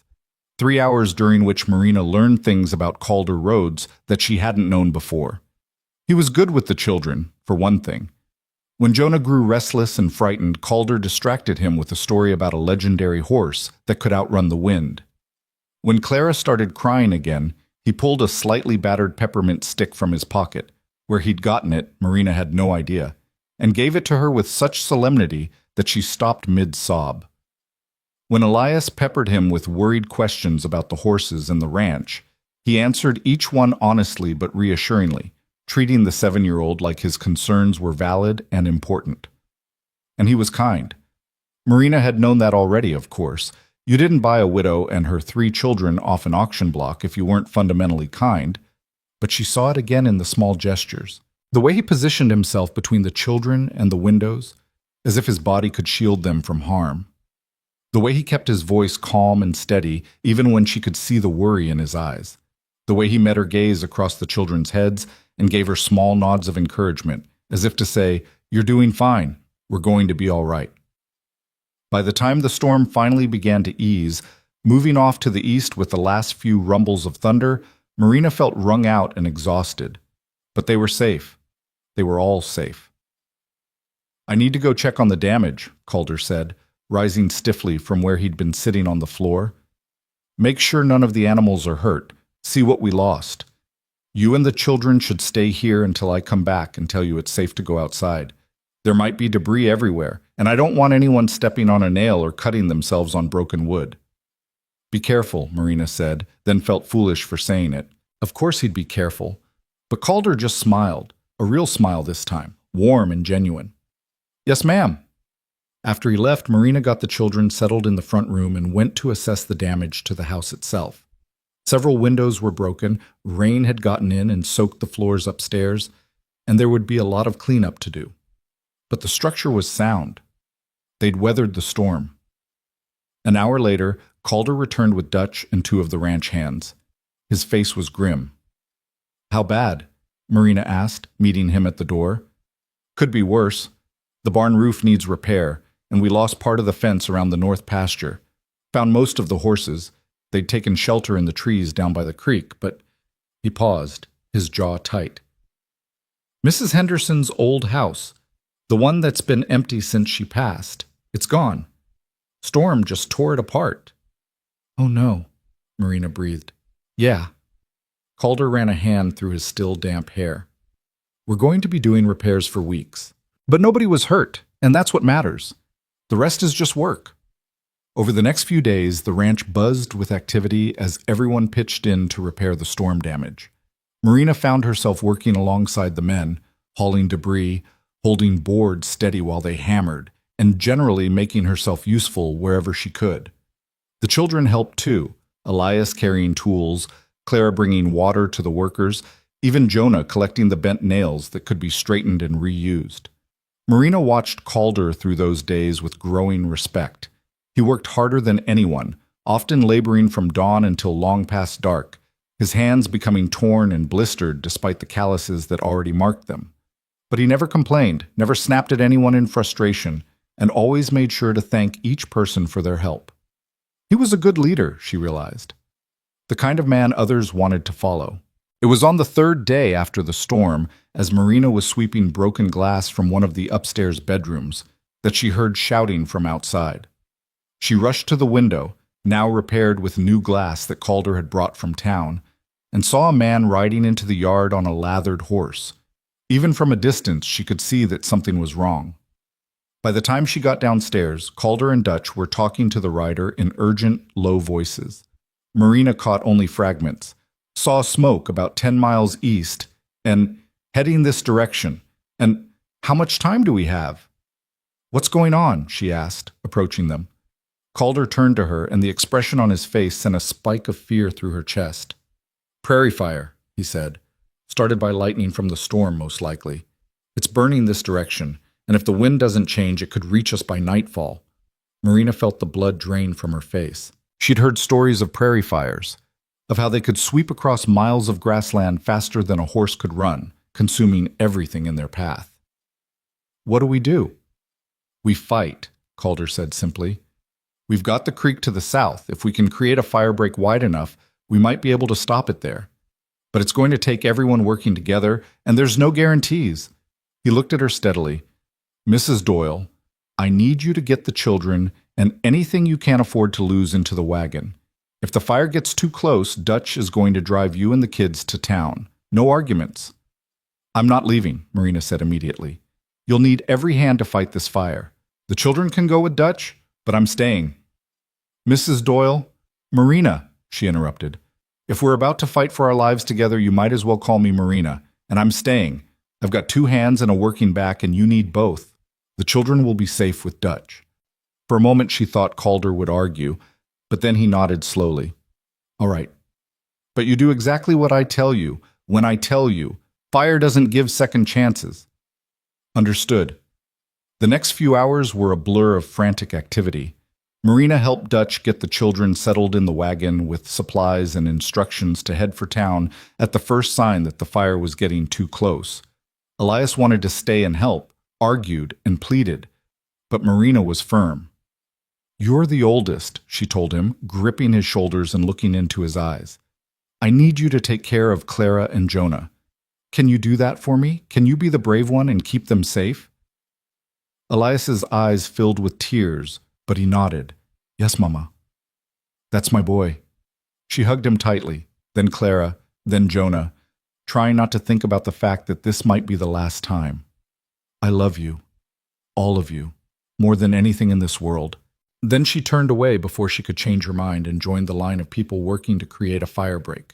They used shovels and hoes and their bare hands to clear a strip of land along the south side of the creek, removing every scrap of grass and brush that could catch fire. It was brutal work. The sun beat down mercilessly, and Marina's hands were soon blistered and bleeding. But she didn't stop. None of them stopped. By late afternoon, they could see the smoke on the horizon, a dark, ominous wall that blotted out the sky. The air grew thick and acrid, making every breath burn. The wind had picked up, blowing toward them, and Marina could feel the heat of the distant flames on her face. It's moving fast, Dutch said, appearing beside Calder where he stood surveying their work. Faster than I thought. We might not have enough time to finish the break. Then we make time, Calder said grimly. We're not losing this ranch, not to fire, not to anything. They worked as the fire drew closer, as the smoke grew thicker, as the world took on an orange, hellish glow. Marina's lungs burned with every breath, and her arms felt like they might fall off, but she kept digging, kept clearing, kept moving. And then, when the fire was close enough that she could hear it roaring like some monstrous beast, when sparks were beginning to fall around them like deadly snow, Calder grabbed her arm. That's it, he said. We've done all we can. Now we wet everything down and pray. They'd filled every barrel, bucket, and container they could find with water from the creek. Now they formed a line and passed the containers from hand to hand, soaking the firebreak, the buildings, even themselves. Marina's clothes were drenched, her hair dripping, and still the fire came on. It hit their fire break just as the sun was setting, and for one terrible moment Marina thought all their work had been for nothing. The flames leaped and danced, testing the barrier they'd created, searching for any scrap of fuel to feed on. The heat was incredible, like standing in front of an open furnace, and Marina had to shield her face with her arm. But the break held. The fire raged along the south side of the creek, burning itself out against the barrier of cleared land and water. It tried to jump across, sparks flying like angry fireflies, but each time the flames found only wet earth and stone. Slowly, agonizingly, the wall of fire began to move past them, sweeping to the east and leaving behind scorched, blackened earth. They'd done it. They'd saved the ranch. Marina sank to her knees, her whole body shaking with exhaustion and relief. Around her, the ranch hands were cheering, embracing each other, some of them actually crying. She felt tears on her own face, but couldn't tell if they were from the smoke or from emotion. Then Calder was there, kneeling beside her, his face black with soot and his eyes red from the smoke. "You all right?" he asked hoarsely. Marina nodded, not trusting her voice. "You fought like a demon," Calder said, and there was something in his expression, admiration maybe, or respect, or something deeper that she didn't dare name. "I've never seen anything like it. You and your children, you're fighters, all of you." "We survive," Marina managed. "That's what we do." "No," Calder said softly, reaching out to brush a streak of soot from her cheek. The gesture was gentle, intimate, and sent a shiver through her that had nothing to do with the fire. "You do more than survive, Marina. You live. You fight for what matters. That's different." Their eyes met and held, and Marina felt the world narrow down to just the two of them. The noise of the celebrating ranch hands faded. The acrid smell of smoke receded. There was only Calder's face, lined with exhaustion and marked with soot, and his eyes looking at her with something that made her heart race in a way that had nothing to do with fear. "Calder, she started, but then Dutch was calling for him, something about checking the buildings one more time to make sure no sparks had caught, and the moment broke. Calder rose, offering Marina his hand to help her up. She took it, feeling the rough calluses of his palm against hers, and allowed him to pull her to her feet. "Come on," he said, his voice returning to its usual gruff practicality. "Let's make sure we really save this place. Then we can rest." But as Marina followed him across the scorched earth, past the exhausted but jubilant ranch hands, she couldn't stop thinking about the way he'd looked at her, couldn't stop replaying his words in her mind, couldn't stop feeling the ghost of his touch on her cheek. Something had shifted between them in the smoke and heat of that desperate battle, something fundamental, and Marina didn't know whether to be terrified or exhilarated by what that might mean. The children returned the next morning, brought back by a sheepish Dutch, who reported that they'd made it about 5 miles toward town before the wind had shifted and turned the fire away from the ranch entirely. By that time, it had been too dangerous to come back in the dark, so they'd camped for the night and returned at first light. Clara ran to Marina and wrapped her arms around her mother's waist, crying with relief. Elias tried to be brave but couldn't quite hide the way his hands shook as he hugged her. Even Jonah, who didn't fully understand what had happened, clung to her with unusual intensity. "I thought," Clara hiccuped, "I thought we might not see you again, Mama." "I'm here, baby. I'm right here."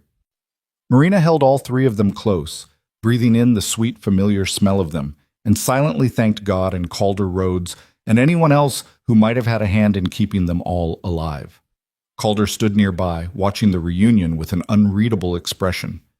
When Marina's eyes met his over the children's heads, he gave her a small nod.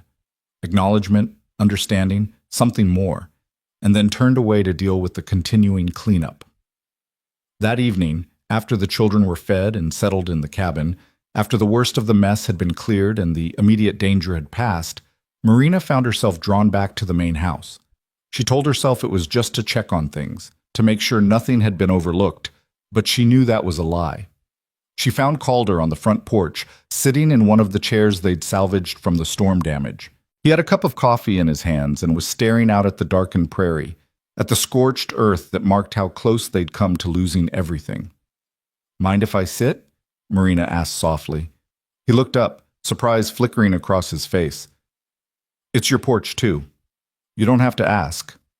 Marina settled into the chair beside his, and for a long moment they sat in comfortable silence. The night was clear, the smoke had finally dispersed, and the stars were brilliant overhead.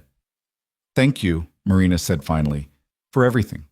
For buying us off that auction block, for giving us a home, for fighting to save it yesterday, for... Her voice caught. For caring about us like we matter. You do matter, Calder said quietly.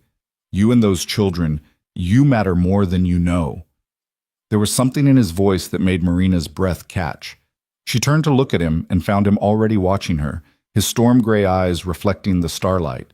Marina, he said, and the sound of her name on his lips sent warmth spreading through her chest. There's something I need to tell you. Something I've been trying not to think about because it's too soon and too complicated and probably too foolish. But after yesterday, after almost losing the ranch, after watching you fight beside me like you'd been born to this life, I can't keep pretending I don't feel it. Marina's heart was hammering now. Feel what? That you're not just my housekeeper, Calder said. That those children aren't just workers' kids living on my property. That this, he gestured between them, isn't just an employer and employee arrangement anymore. At least not for me. The world seemed to tilt. Marina gripped the arms of her chair, trying to find her balance. Calder, I'm not sure what you're saying.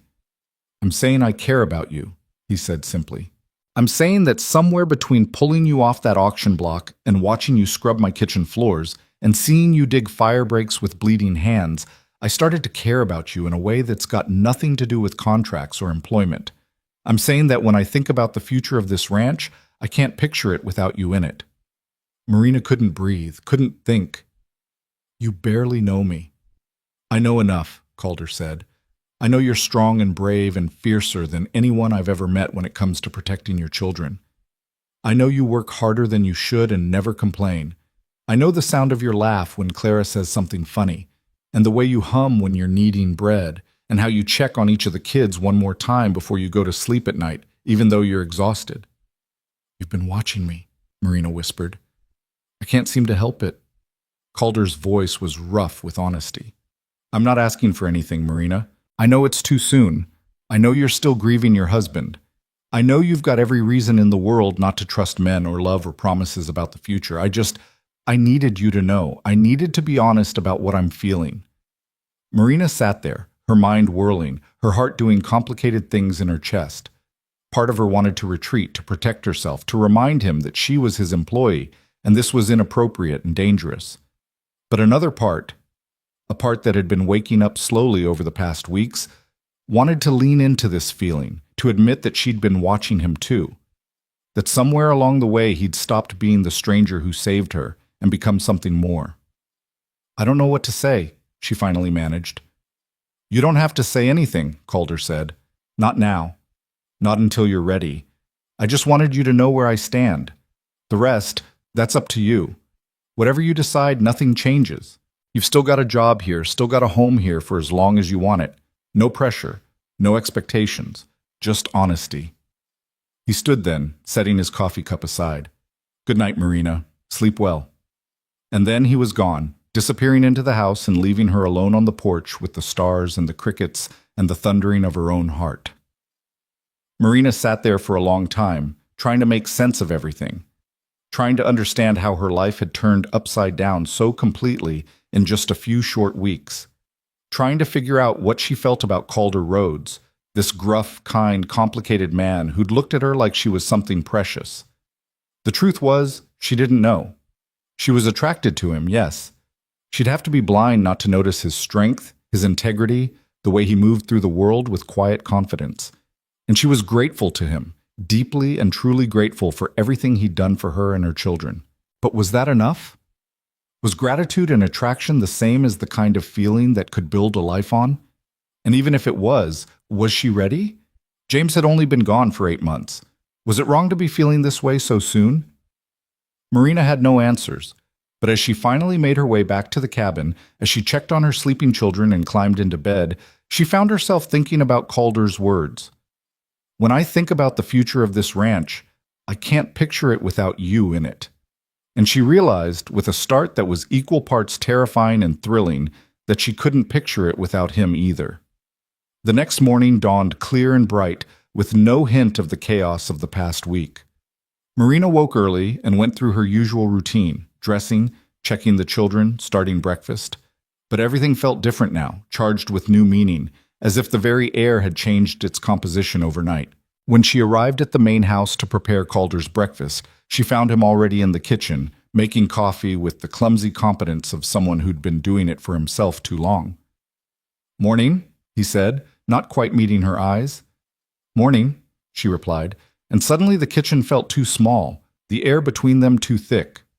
They moved around each other carefully, maintaining proper distance, speaking only when necessary. It was awkward in a way it had never been before, and Marina hated it.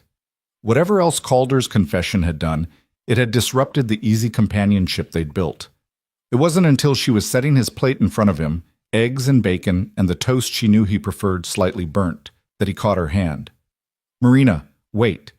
She froze, acutely aware of his fingers wrapped around her wrist, of the warmth of his touch. "I'm sorry," Calder said quietly, releasing her hand. "I didn't mean to make things strange between us. If I've made you uncomfortable—" "You haven't," Marina said quickly. Then, more carefully, "Or rather you have, but not in a bad way. Just in a different way. I need time to think, Calder, to figure out what I feel, what I want. Can you give me that?" "All the time you need," he promised. "Like I said, nothing has to change unless you want it to." But something already had changed, Marina thought as she returned to her work. The question was whether that change would break what they had or transform it into something even better. She didn't know the answer yet, but for the first time in a very long time, she found herself hoping for the future instead of just surviving the present. And that, perhaps, was the most important change of all. The days that followed Calder's confession fell into a strange new rhythm. On the surface, everything appeared the same. Marina still rose before dawn to prepare breakfast, still managed the household with quiet efficiency, still tended to her children with the fierce devotion that defined her. Calder still worked from sunrise to sunset, still took his meals at the main table while Marina and the children ate at the smaller one, still thanked her for every meal with that slight nod of his head. But beneath the surface, everything had shifted. Marina found herself hyper-aware of his presence in a way she hadn't been before. The sound of his boots on the porch would make her heart skip. The sight of him working in the corral, his shirt sleeves rolled up to reveal tanned forearms, would make her forget what she'd been doing. And sometimes, when she thought he wasn't looking, she'd catch him watching her with an expression that was equal parts longing and restraint. She was thinking about him far too much, and she knew it. But knowing it and stopping it were two entirely different things. It was Clara who first noticed the change, with the uncanny perception children sometimes have for unspoken truths. One evening, as Marina was braiding her daughter's hair before bed, Clara spoke up in that innocent, devastating way of hers. "Mama, do you like Mr. Rhodes?" Marina's hands stilled. "Of course I like him, sweet girl. He's been very kind to us." "No, I mean—" Clara twisted around to look at her mother with serious blue eyes. "Do you like him the way Papa said he liked you? The way that makes people want to hold hands and kiss?" Heat flooded Marina's face. "Clara, that's not— Where did you get such an idea?" "I see things," Clara said matter-of-factly. "I saw how Mr. Rhodes looked at you after the fire, and I see how you get all funny when he's around now, like you forget what you were saying in the middle of saying it. Elias says I'm imagining things, but I'm not. I'm very good at noticing." Marina took a deep breath, trying to figure out how to navigate this conversation.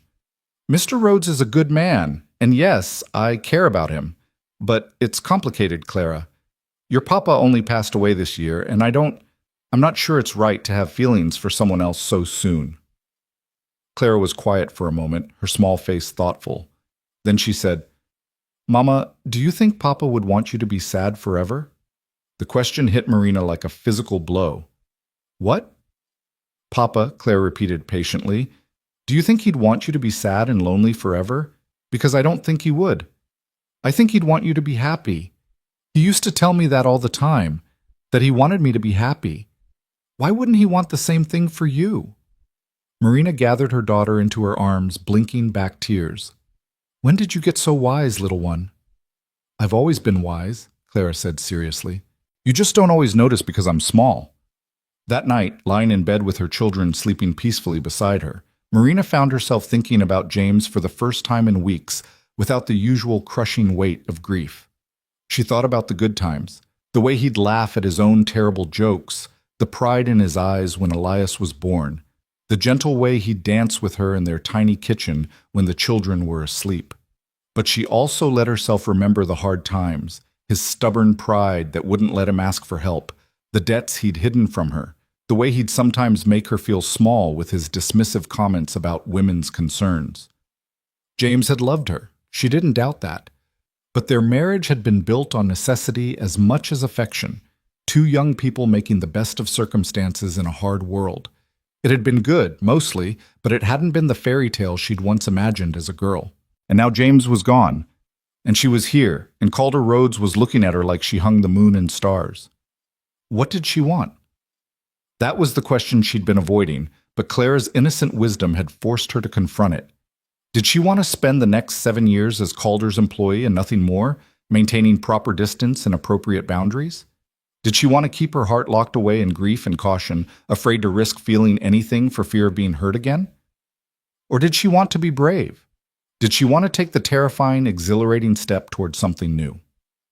Marina didn't have an answer yet, but she was starting to realize that the question itself was important, that asking it meant she was healing, moving forward, choosing life instead of just surviving it. The answer came sooner than she expected, though not in any way she could have anticipated. It was a Tuesday morning in early August when Marina heard the commotion from the barn, raised voices and what sounded like someone in pain. She was in the middle of kneading bread dough, but she wiped her hands on her apron and hurried outside, her heart already racing with worry. A small crowd had gathered near the barn, ranch hands, Dutch, and Calder, all clustered around something on the ground. As Marina drew closer, she realized with a sick jolt that the something was someone, a man lying in the dirt, his leg bent at an unnatural angle, his face twisted in agony. "What happened?" she demanded, pushing through the crowd. "Horse spooked and kicked him," Dutch said grimly. "It's bad, Mrs. Doyle. Real bad." The injured man was one of the younger ranch hands, a boy named Sam, who couldn't have been more than 16. His leg was clearly broken, the bone visible through a tear in his pants, and he was going into shock. His skin pale and clammy, his breathing shallow and rapid. "We need to get him to the doctor in town," one of the other men said. "But it's a 3-hour ride, and I don't know if he'll make it that long without dying from blood loss or shock," Marina finished. She'd seen injuries like this before, had helped her mother tend to them back when she was growing up on a farm, where accidents were common and doctors were far away. "We need to stabilize the leg before we move him, or the broken bone will tear through the artery and he'll bleed out before we get halfway to town." Everyone turned to stare at her. Calder's eyes met hers across the injured boy, and she saw surprise there, but also trust. "Can you do it?" he asked simply. Marina swallowed hard. "I can try, but I'll need supplies. Clean cloth for bandages, straight boards for a splint, whiskey or something strong for the pain, and someone to hold him still because this is going to hurt like hell." "You heard her," Calder said, his voice cutting through the murmurs of the men. "Tommy, get the medical supplies from the house. Pike, find me the straightest boards you can. Dutch, bring the whiskey from my office. Move." The men scattered. Marina knelt beside Sam, placing a gentle hand on his forehead. "Sam, can you hear me?" The boy's eyes rolled toward her, unfocused with pain. "Hurts," he gasped. "Hurts so bad, Mrs. Doyle." "I know, honey, I know it does. But I'm going to help you, all right? I'm going to fix your leg so we can get you to town safely. But first, I need you to take some deep breaths for me. Can you do that?" Sam tried, his chest heaving.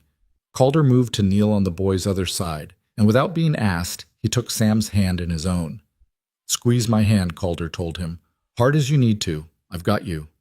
By the time the supplies arrived, Marina had assessed the injury and formed a plan.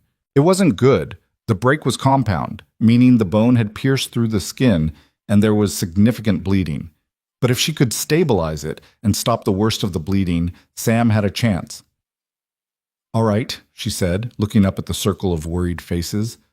Calder, Dutch, I need you two to hold him still. One at the shoulders, one at the hips.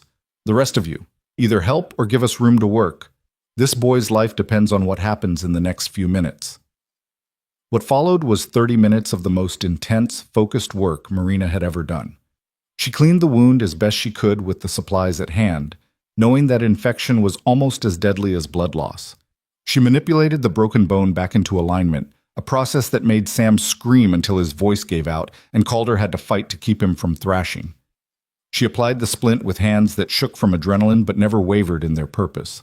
And through it all, she talked, to Sam, to herself, to God, maintaining a steady stream of words that seemed to anchor everyone through the crisis. You're doing so well, Sam. Just a little more, just hold on a little longer. That's it. You're so brave. Just breathe. Keep breathing. I've got you. We've all got you. When it was finally done, when the leg was splinted and bandaged and the bleeding had slowed to a manageable level, Marina sat back on her heels and discovered that she was shaking all over. Sam had passed out somewhere in the middle of the procedure, which was probably a mercy. His face was deathly pale, but his breathing had steadied, and his pulse, when Marina checked it, was stronger than before. Will he make it? Dutch asked quietly. I don't know, Marina said honestly, but he's got a better chance now than he did 10 minutes ago. We need to get him to town, though, soon as possible. I'll take him, Calder said immediately. We'll use the wagon, make him as comfortable as we can. Dutch, you're in charge while I'm gone. Mrs. Doyle. He looked at her, and there was something in his expression that made her breath catch. You just saved that boy's life. Maybe, Marina said, or maybe I just delayed the inevitable. We won't know until... You saved his life, Calder repeated firmly, and I've never seen anything braver or more capable in all my days. Thank you. They loaded Sam carefully into the wagon, cushioning him with blankets and securing the splint so it wouldn't shift during the journey. Marina gave Calder careful instructions for the doctor, what she'd done, what she was worried about, what to watch for on the journey. And then the wagon was rolling out of the yard, carrying the unconscious boy toward town and whatever fate awaited him there. Marina stood watching until they disappeared from sight, only then becoming aware that her apron and dress were covered in blood. Her hands were shaking uncontrollably, and she was on the verge of either laughing or crying or possibly both. Mrs. Doyle? Tommy, the young red-headed ranch hand, approached her hesitantly. I've never seen anything like that. Sam's lucky you were here. I just did what needed doing, Marina said, her voice sounding strange and distant to her own ears. No, ma'am. You did more than that. You were calm and sure when the rest of us were panicking. You knew what to do. If it had been up to us... He trailed off, but the implication was clear. If it had been up to them, Sam would have died. The reality of it hit Marina all at once. The weight of what had just happened, the responsibility she'd taken on, the life that had been in her hands. Her knees went weak, and she would have fallen if Dutch hadn't suddenly been there, his hand firm under her elbow. Easy there, he said gently. It's all right. The hard part's over. You did good, Mrs. Doyle. Real good. I need to... Marina gestured vaguely toward the house. The children. I need to check on the children. And I should clean up. I'm covered in... She looked down at her blood-stained hands and felt bile rise in her throat. I'll check on the young ones, Dutch assured her. You go get yourself cleaned up and take a moment to breathe. Nobody's expecting you to work the rest of the day after what you just went through. But Marina shook her head. No, I need to stay busy. If I stop moving, I'll start thinking. And if I start thinking... She didn't finish the sentence, but Dutch seemed to understand. All right then, but at least wash up first. And maybe change that dress before the children see it and get scared. Marina did as he suggested, walking on numb legs back to the cabin. She found the children playing peacefully, Jonah napping in a patch of sunlight on the porch, Clara tending her garden, Elias helping repair a fence post under the supervision of one of the ranch hands. They hadn't seen what happened. They didn't know how close someone had come to dying today. Marina washed in cold water from the basin, scrubbing the blood from her hands until her skin was raw. She changed into a clean dress, pinned up her hair with trembling fingers, and tried to calm the racing of her heart. But every time she closed her eyes, she saw Sam's pale face, heard his screams, felt the sickening give of bone moving under her hands. She'd done medical work before, helped her mother tend injuries and illnesses on their farm, but she'd been a girl then, following instructions, never bearing the full weight of responsibility. This was different. Today, a young man's life had been in her hands, and she'd had to make decisions that could mean the difference between his survival and his death. The responsibility of it was crushing. Marina returned to the main house and threw herself into work with almost manic intensity. She scrubbed floors that were already clean, organized cupboards that didn't need organizing, baked bread they didn't need. Anything to keep her hands busy and her mind from dwelling on the morning's events. It was late afternoon when Elias found her in the kitchen, furiously polishing silverware that didn't need polishing. "Mama?" His voice was worried. "Are you all right? Dutch said something happened with Sam, and you helped him, but you've been acting strange ever since." Marina set down the cloth and the spoon she'd been polishing. "I'm fine, baby. Just a long day." "You're not fine," Elias said with the blunt honesty of childhood. "You're scared, I can tell." Marina looked at her 7-year-old son, at the wisdom and concern in his young face, and felt something inside her crack. She sank into a chair and pulled Elias close, burying her face in his hair. "You're too perceptive for your own good," she whispered. "Did Sam die?" Elias asked quietly. "No. At least not when Mr. Rhodes took him to town. But he was badly hurt, and I had to help him, and I'm not sure if I did enough. I'm not sure if he'll be all right." "But you tried," Elias said. "That's what matters, right? You tried to help him. That's what you always tell us, that we should try to help people when they need it." Marina pulled back to look at her son. "When did you get so smart?" "I've always been smart," Elias said, echoing his sister's words from a few days before. "You just don't always notice because you're busy worrying about everything." A laugh escaped Marina, surprised and a little watery, but genuine. "You and your sister are going to be the death of me with your wisdom." "Clara's wise?" Elias made a face. "She still thinks you can talk to plants and make them grow better." "Well, maybe you can," Marina said, smoothing his hair. "Your father used to say that plants could feel kindness, just like people." They sat together for a moment, mother and son, drawing comfort from each other's presence. Then Elias spoke again. "Mama, if Sam doesn't make it, it won't be your fault. You know that, right?" Marina felt tears prick her eyes. "I hope you're right, baby. I really hope you're right." Calder didn't return until well after dark. Marina had put the children to bed and was sitting on the cabin porch, unable to settle, when she saw the wagon rolling into the yard. She was on her feet immediately, her heart in her throat, trying to read the answer in the shadows and the sound of hoofbeats. Calder climbed down from the wagon slowly, moving like a man who'd aged a decade in a day. Marina met him halfway across the yard, unable to wait any longer. "Is he—" she started but couldn't finish. "He's alive," Calder said, and the relief that flooded through Marina nearly buckled her knees. "Doctor said it was touch and go for a while, but the leg's set and wrapped properly now, and Sam's young and strong. Doctor thinks he'll pull through, though he'll be laid up for months." "Oh, thank God," Marina breathed. "Thank God." "The doctor wanted me to tell you something," Calder continued. "He said that the work you did, stabilizing the leg, stopping the bleeding, that's what saved Sam's life. Said if we'd tried to move him without doing that first, he would have bled out before we got him halfway to town. He called what you did remarkably skilled medical intervention, which I think is doctor talk for you're a miracle worker." Marina shook her head. "I just did what needed to be done. Anyone would have—" "No," Calder interrupted. "Not anyone. Most people would have panicked or frozen or made things worse by trying to help without knowing what they were doing. You stayed calm. You knew exactly what needed to happen, and you did it, even though you were terrified." "How did you know I was terrified?" Marina asked. "Because I was watching your face," Calder said simply. "I saw the fear in your eyes, saw your hands shaking, but you did it anyway. That's what courage is, Marina. Not the absence of fear, but doing what needs to be done despite it." They stood there in the darkness, the space between them charged with something Marina couldn't quite name. The ranch was quiet. The animals settled for the night, the hands in the bunkhouse. The world reduced to just the two of them standing in the yard under a sky full of stars. I was so scared, Marina admitted quietly.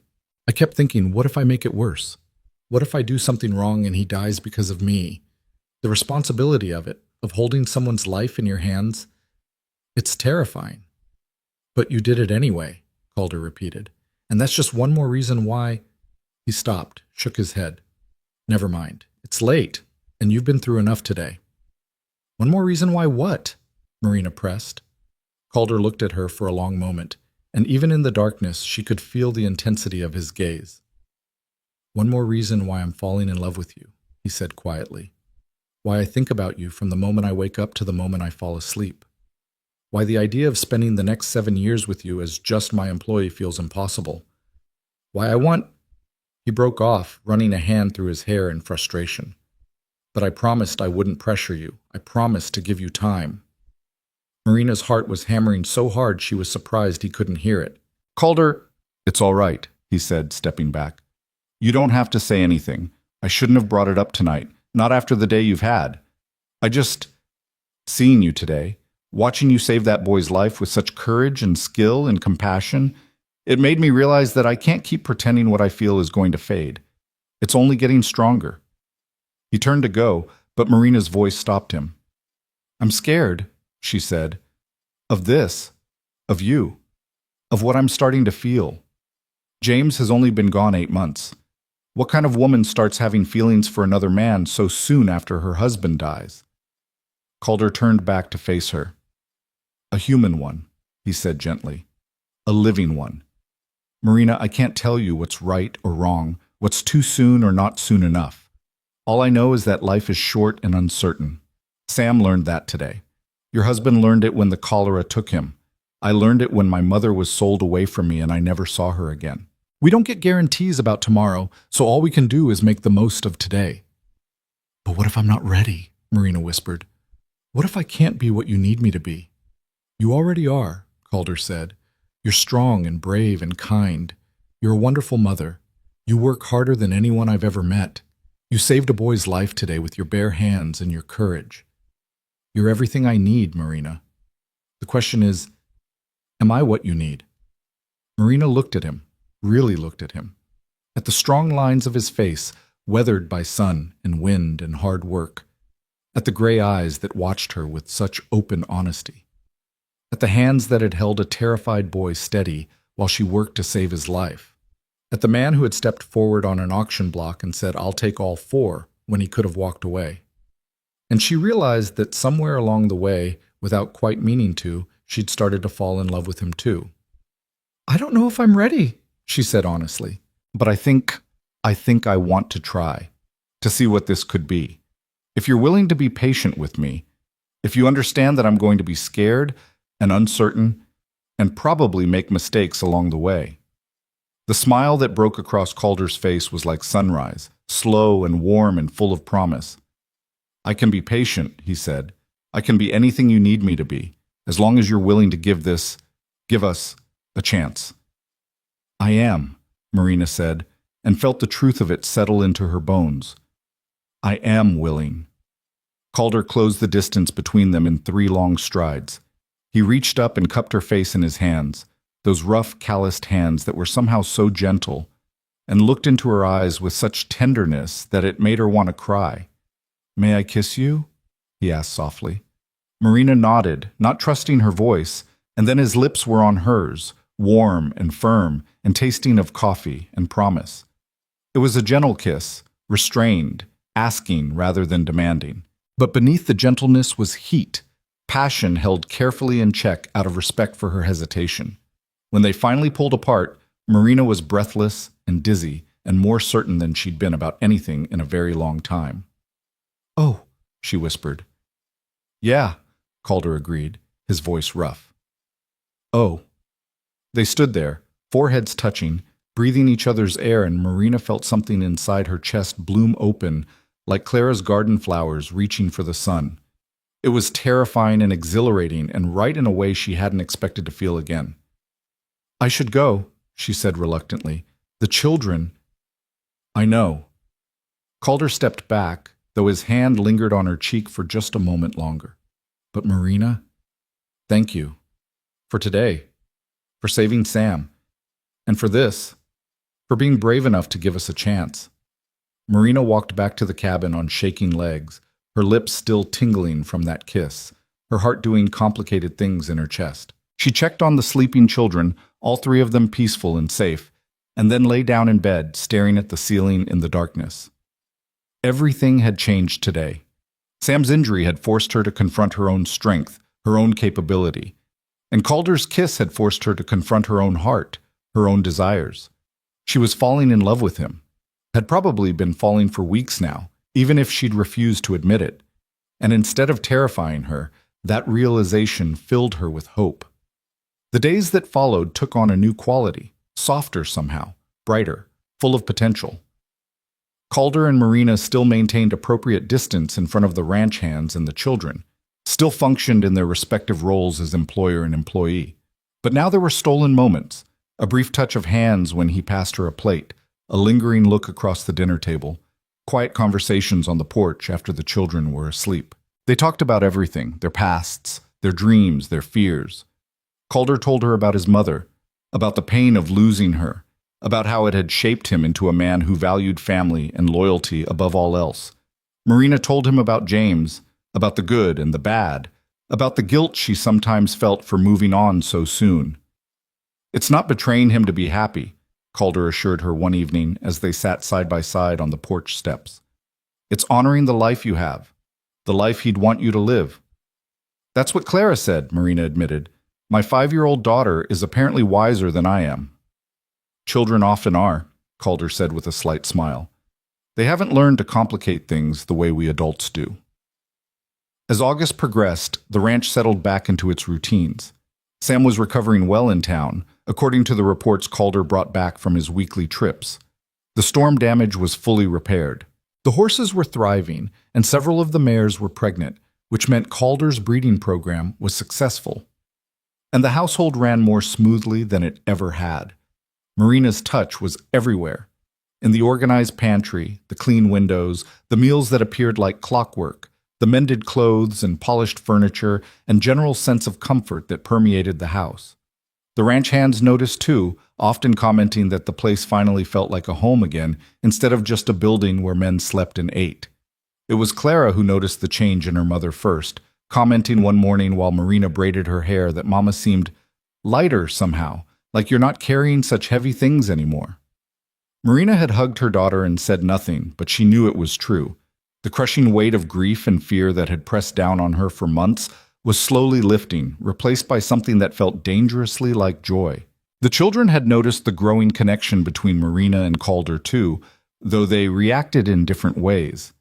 Clara was delighted, often engineering reasons for her mother and Calder to be in the same place at the same time.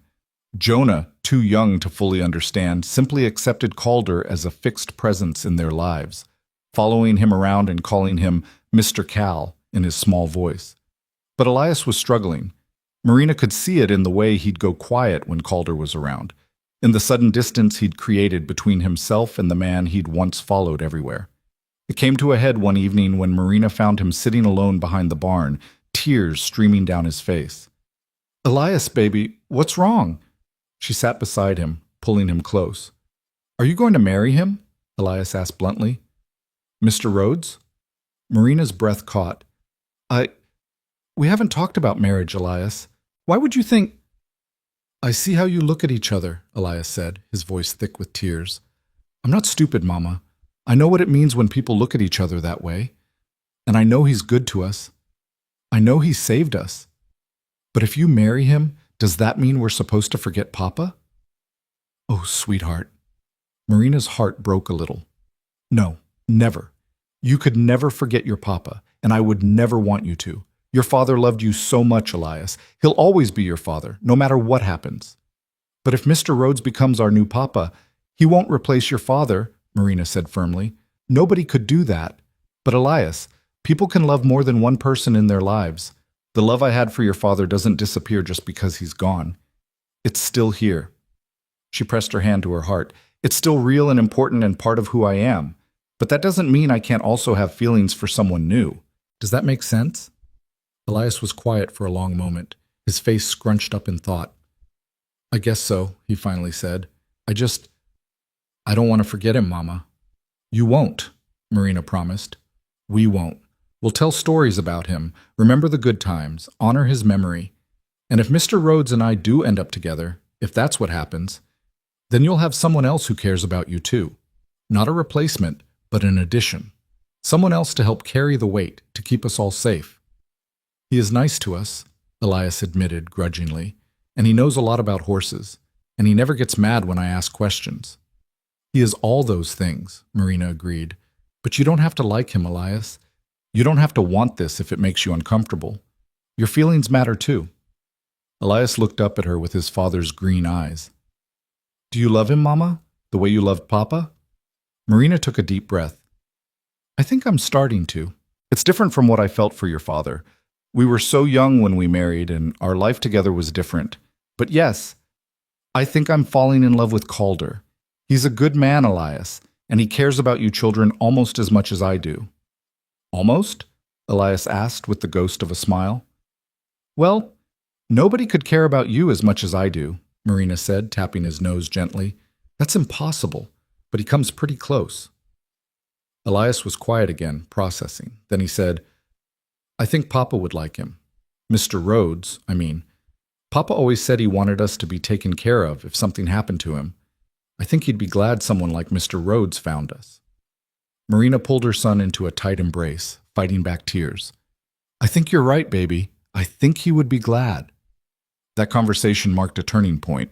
Elias gradually warmed back up to Calder, though he remained more reserved than before, watching their interactions with the careful attention of a child who'd learned too early that the world could change in an instant.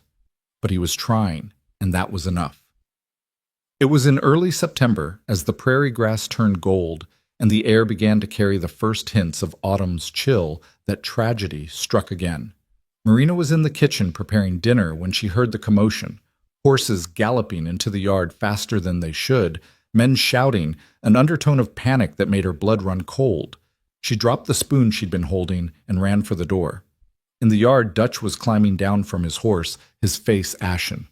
Tommy and Pike were with him, both looking shaken, and strapped across another horse was a body covered with a blanket. No, Marina breathed. Oh God, no. Who? It's Mrs. Henderson's daughter, Dutch said, his voice rough with grief. Emily. She was staying in the old Henderson place, what was left of it after the storm.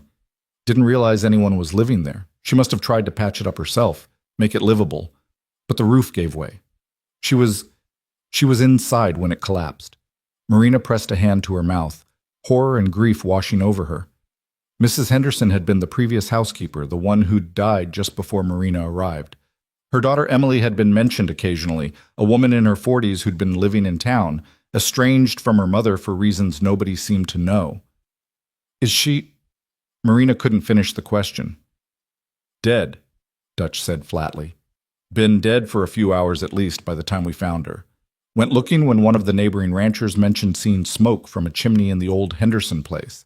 Found her trapped under the collapsed beam, already gone. Calder emerged from the barn, took one look at the scene, and his face went hard. Get her down from there, he ordered. Bring her to the house. Mrs. Doyle will need... I'll prepare a room, Marina said immediately, already moving toward the house. We can't leave her in the barn like an animal. She deserves dignity. They laid Emily Henderson out in one of the upstairs bedrooms, and Marina cleaned her as best she could, washing away the dust and blood, arranging her hands peacefully across her chest. It was grim work, but necessary work, and Marina did it with the same focus and care she'd shown when treating Sam's injury. When it was done, when Emily was as presentable as possible, Marina stood beside the bed and said a quiet prayer for a woman she'd never met. A woman who'd died alone in a broken-down house, estranged from family, trying to make a home in the ruins of her mother's legacy. It was a stark reminder of how quickly life could change, how fragile existence really was. That night, after the undertaker had been summoned from town, after the ranch hands had returned to their normal routines, after the children were safely in bed with no knowledge of the day's tragedy, Marina found Calder sitting on the porch steps, staring out at the darkness. She sat beside him without speaking, simply offering her presence. After a long moment, he reached over and took her hand, threading his fingers through hers. "Life's short," he said quietly, "too short to waste time being careful and cautious and afraid." "I know," Marina said. "I've been thinking about something," Calder continued. "About us. About what I want for the future." Marina's heart began to race. "What have you been thinking?" Calder turned to face her, his storm-gray eyes serious in the moonlight. "Marry me," he said simply. "Not 7 years from now when your contract's up. Now, soon.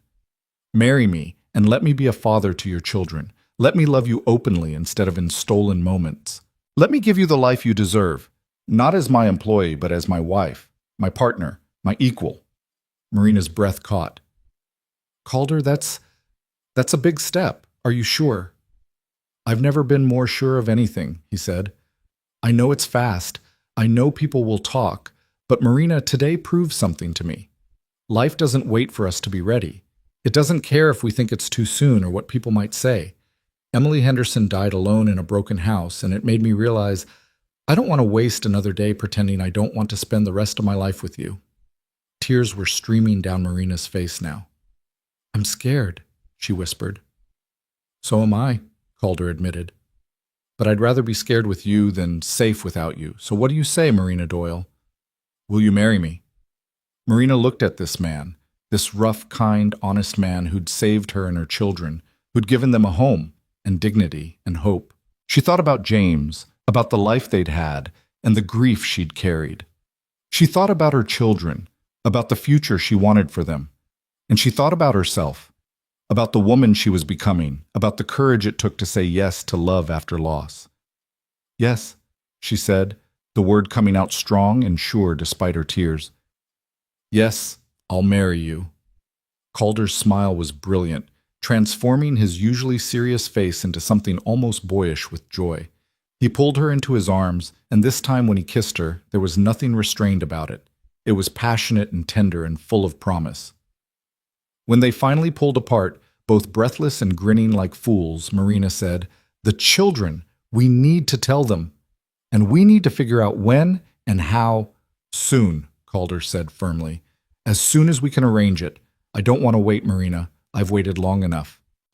"Soon," Marina agreed and felt joy bubble up in her chest, bright and warm and entirely unexpected. Life was short and uncertain and sometimes cruel. But sometimes, if you were brave enough to reach for it, it was also beautiful. And Marina Doyle, who'd stood on an auction block 8 weeks ago, certain she'd lost everything, was finally brave enough to believe she deserved that beauty. The morning after Calder's proposal, Marina woke before dawn with her heart racing and a mixture of terror and exhilaration coursing through her veins. She lay in bed for a moment, listening to the peaceful breathing of her children, and tried to process the enormity of what she'd agreed to.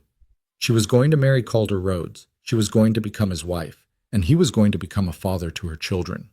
The life she'd thought was over just 2 months ago was beginning again, in a way she'd never expected. But first, they had to tell the children.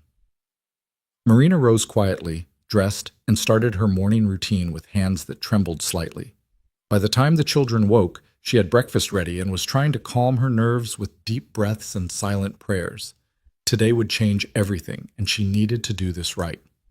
"Mama, you're being funny again," Clara observed over her eggs. "All fluttery and distracted. Did something happen?" "Actually, yes," Marina said, setting down her fork and looking at all 3 of her children. "Something very important happened, and I need to talk to you about it. All of you." Elias immediately went still, his eyes wary. Jonah kept eating, oblivious to the weight of the moment. Clara leaned forward, her blue eyes bright with curiosity. "Mr. Rhodes asked me to marry him," Marina said, deciding that simple and direct was best. "And I said yes." The silence that followed felt endless. Then Clara squealed with delight, bouncing in her chair so hard she nearly knocked over her milk. "Really? You're going to be married? Like in the stories, with a wedding and everything?" "Yes, sweet girl, with a wedding and everything." "Can I wear a pretty dress?" Clara demanded. "And flowers in my hair and—" "Clara, hush," Elias interrupted, his voice tight. He was staring at his mother with an expression that was hard to read. When? When is this happening? Soon, Marina said gently. Very soon. Mr. Rhodes and I don't want to wait. Because you love him? Elias asked, and there was something challenging in his tone. Yes, Marina said honestly. Because I love him, and because he loves me, and because he loves all of you too, even if he hasn't said it in so many words. He wants to be a family with us, Elias. A real family. We're already a real family, Elias said, his jaw set stubbornly. We don't need him to make us real. You're right, Marina agreed, keeping her voice calm. We are a real family, the four of us. But Elias, families can grow. They can include new people without erasing the old ones. Your father will always be your father. Nothing can change that. But Mr. Rhodes can be something too, not a replacement, but something additional. Someone who cares about you, who wants to help raise you, who wants to give you opportunities and safety and love. What if I don't want that? Elias's voice cracked, and Marina saw tears gathering in his eyes. What if I just want things to stay the way they are? Marina moved around the table and knelt beside his chair, taking his hands in hers. I know change is scary, baby. I know you've been through so much already this year, and it feels like everything keeps shifting under your feet. But Elias, this is a good change. This is us building something solid, something permanent, a real home, not just a place we're staying until the contract runs out. But what if it doesn't work? Elias whispered. What if he changes his mind? What if he decides we're too much trouble and sends us away? He won't, Marina said firmly. That man bought us off an auction block when he could have walked away. He's fought fires with us, weathered storms with us, helped you learn about horses, praised Clara's garden, carried Jonah on his shoulders. He's not going to change his mind, Elias. He's committed to us. To all of us. How do you know? Elias challenged. Because I see the way he looks at you children, Marina said. I see the patience he shows, the care he takes, the pride in his eyes when you accomplish something. That's not something a man can fake, Elias. That's real. Elias was quiet for a long moment, his young face working through complicated emotions. Finally, he said, Can I still remember Papa? Can I still talk about him? Always, Marina promised. Always and forever. In fact, I think your Papa would be happy about this. I think he'd be relieved to know that someone good and strong was taking care of us. That's what I said, Clara piped up. I told Mama that Papa would want us to be happy. Elias looked at his sister, then back at his mother. I guess if it makes you happy, Mama, then it's okay. But I'm not calling him Papa. Not yet, anyway. Nobody's asking you to, Marina said, pulling him into a hug. You can call him Mr. Rhodes or Calder or anything you're comfortable with. The important thing is that we're all together and we're all safe. That's what matters. Over Elias's shoulder, Marina saw Jonah watching them with his big, solemn eyes. The 3-year-old didn't fully understand what was happening, but he sensed the emotion in the room. Mr. Cal? He asked in his small voice. Mr. Cal is staying. Yes, baby, Marina said, reaching out to include him in the embrace. Mr. Cal is staying. Forever. Good, Jonah said decisively, and went back to his breakfast as if that settled everything. Clara was already planning the wedding in her mind, chattering about flowers and dresses and whether there would be cake. Marina let her talk, grateful for her daughter's enthusiasm, even as she worried about Elias's quietness.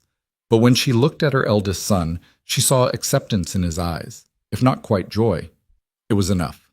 It would have to be enough. That evening, Calder came to the cabin after dinner, his hat in his hands and nervousness written across his face. Marina had told him she'd talk to the children that morning, and now he'd come to face them himself, to make his intentions clear, to answer their questions, to begin the process of becoming part of their family in truth as well as deed. Mr. Rhodes! Clara launched herself at him as soon as he walked through the door, wrapping her arms around his waist. Mama told us! We're going to have a wedding! Calder looked down at the little girl clinging to him, surprise and pleasure crossing his face. That's right. If it's all right with you children, I know this is a big change, and I wanted to talk to you about it. All of you. He looked at Marina, who nodded encouragingly. Calder cleared his throat and lowered himself into one of the chairs, bringing himself closer to the children's eye level. Clara immediately claimed the chair next to him. Jonah wandered over and leaned against Calder's knee with the unconscious trust of a child who'd never known cruelty. Only Elias hung back, watching warily.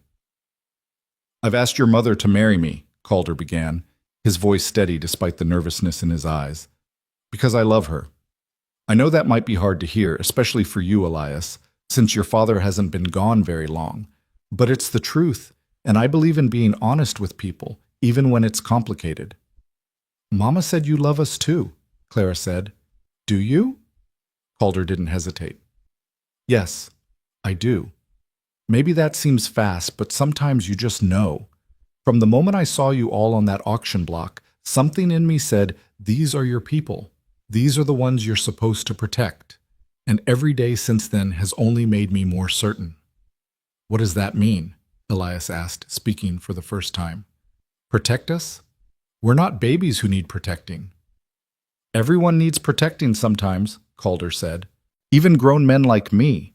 That's what families do. They protect each other, help each other, support each other. And that's what I want to do for you, not because you're weak or helpless, but because I care about you and I want to make your lives better." "How?" Elias challenged. "How would you make our lives better?" "Well," Calder said thoughtfully, "I'd make sure you always have a roof over your head and food in your belly. I'd teach you about horses and ranching, if you want to learn. I'd help you get an education. There's a school in town, and I'd make sure you could attend. I'd be there when you need someone to talk to, or when you need help with something. I'd celebrate your successes and help you through your failures. I'd be—" He paused, choosing his words carefully. "I'd be someone you could count on. Always." "Like a father," Clara said softly. "If you want me to be," Calder agreed. "But I know I'm not your father. I know your papa was the good man, and I'm not trying to replace him. I'm just trying to be something additional, someone else in your corner." Elias was quiet for a long moment, his face scrunched up in thought. Then he said, "If we don't like you being married to Mama, what happens? Do you send us away?" "No," Calder said firmly. "Absolutely not. You're part of this family, Elias. That doesn't change whether you like me or not. You're stuck with me now, just like I'm stuck with you. That's what family means. You don't give up on each other just because things get hard or uncomfortable." "Even if I'm difficult?" Elias pressed. "Even if I don't want to call you Papa or do what you say, or even then," Calder interrupted gently, "though I hope we can find a way to get along. I think you and I could be good friends, Elias, if you give us a chance. You're smart and hardworking and brave. Those are qualities I respect. And I think your father would be proud of the man you're growing into." At the mention of his father, Elias's eyes filled with tears. "You didn't know him. You don't know what he'd think." "You're right," Calder acknowledged. "I didn't know him, but I know he loved you because your mother has told me so. And I know he'd want you to be happy and safe. So I'm asking you to give me a chance, Elias, not to replace your father, but to be someone who cares about you and wants good things for you. Can you do that?" Elias looked at his mother, who nodded encouragingly. Then he looked back at Calder and said in a small voice, "I guess I can try." "That's all I'm asking," Calder said. "Just try. And if you have concerns or complaints, or you need to talk about something, you come to me directly. Deal?" Elias nodded slowly. "Deal." "Good."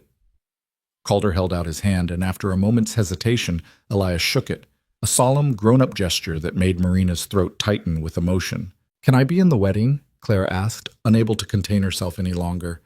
"Please, I want to wear flowers and throw petals, and—" "You can absolutely be in the wedding," Calder assured her with a smile. "All three of you will be part of it. It's not just your mother and me getting married, it's all of us becoming a family together. That means you're just as important as we are." "When is it happening?" Clara demanded. "Soon," Calder said, looking at Marina. "We were thinking in about 3 weeks, if we can arrange it. There's a pastor in town who could perform the ceremony, and we could have a small gathering here at the ranch. Nothing fancy, just something simple and meaningful. Does that sound all right?" Marina nodded, her eyes bright with tears. "That sounds perfect." The next 3 weeks passed in a whirlwind of activity. There were arrangements to be made, though Calder was true to his word about keeping things simple. The pastor from the small church in Lawrence agreed to come out to the ranch to perform the ceremony.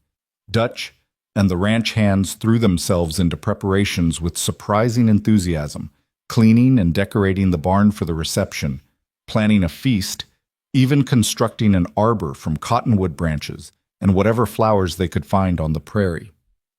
Marina sewed a new dress for herself, nothing fancy, just a simple blue cotton that brought out her eyes, but it was clean and new and hers. She made new dresses for Clara too, and a new shirt for Elias and Jonah. The children were excited now, even Elias, who had gradually warmed to the idea as he watched Calder go out of his way to include them in everything.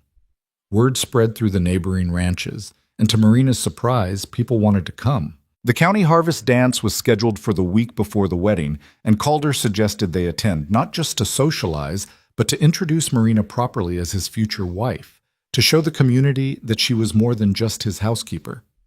Marina was nervous about the dance. She hadn't been to a social gathering since James died, and she worried about what people would say. A widow remarrying after only 8 months? Some would call it scandalous.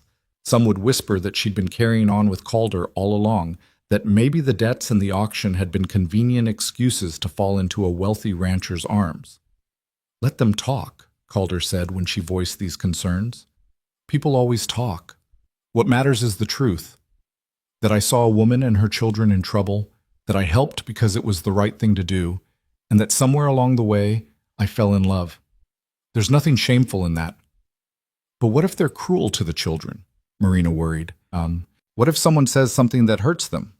"Then I'll deal with it," Calder said firmly. "And so will you. Marina, you're one of the strongest people I've ever met. You can handle whatever anyone throws at you, and the children are resilient. They'll be fine."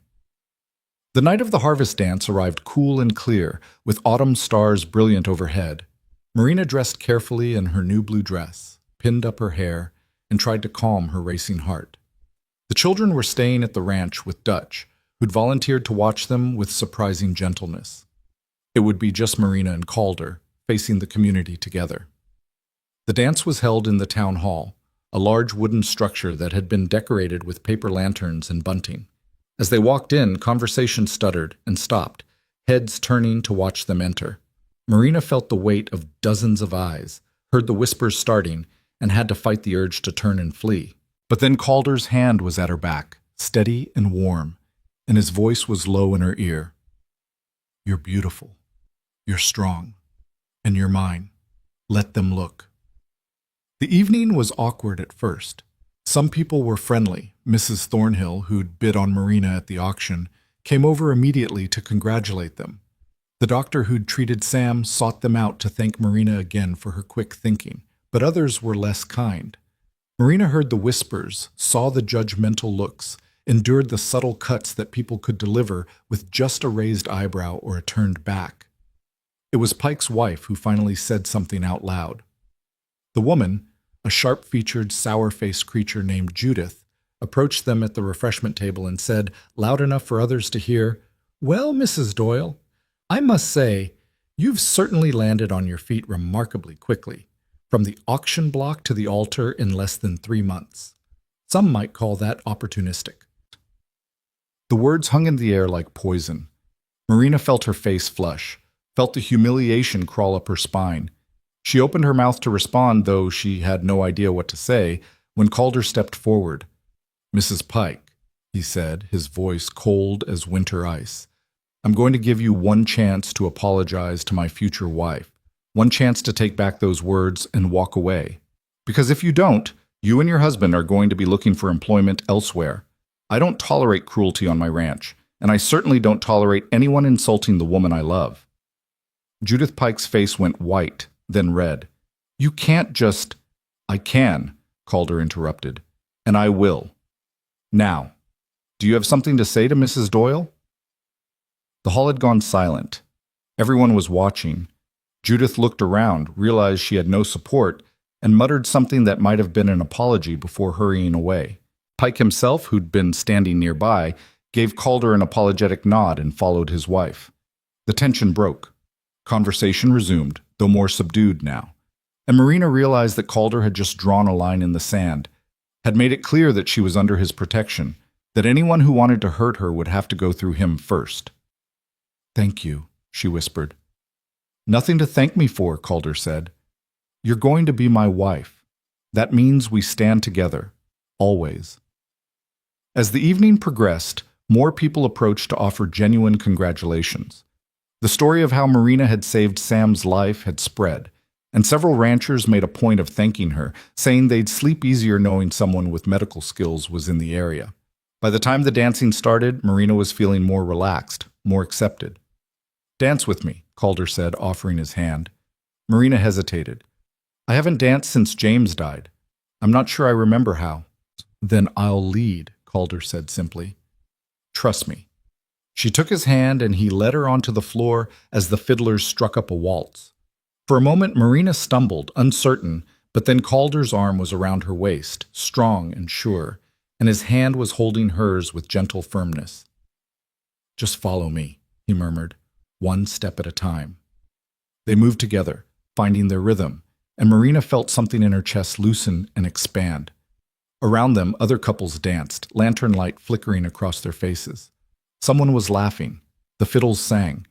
And in Calder's arms, Marina felt safe and cherished and finally home.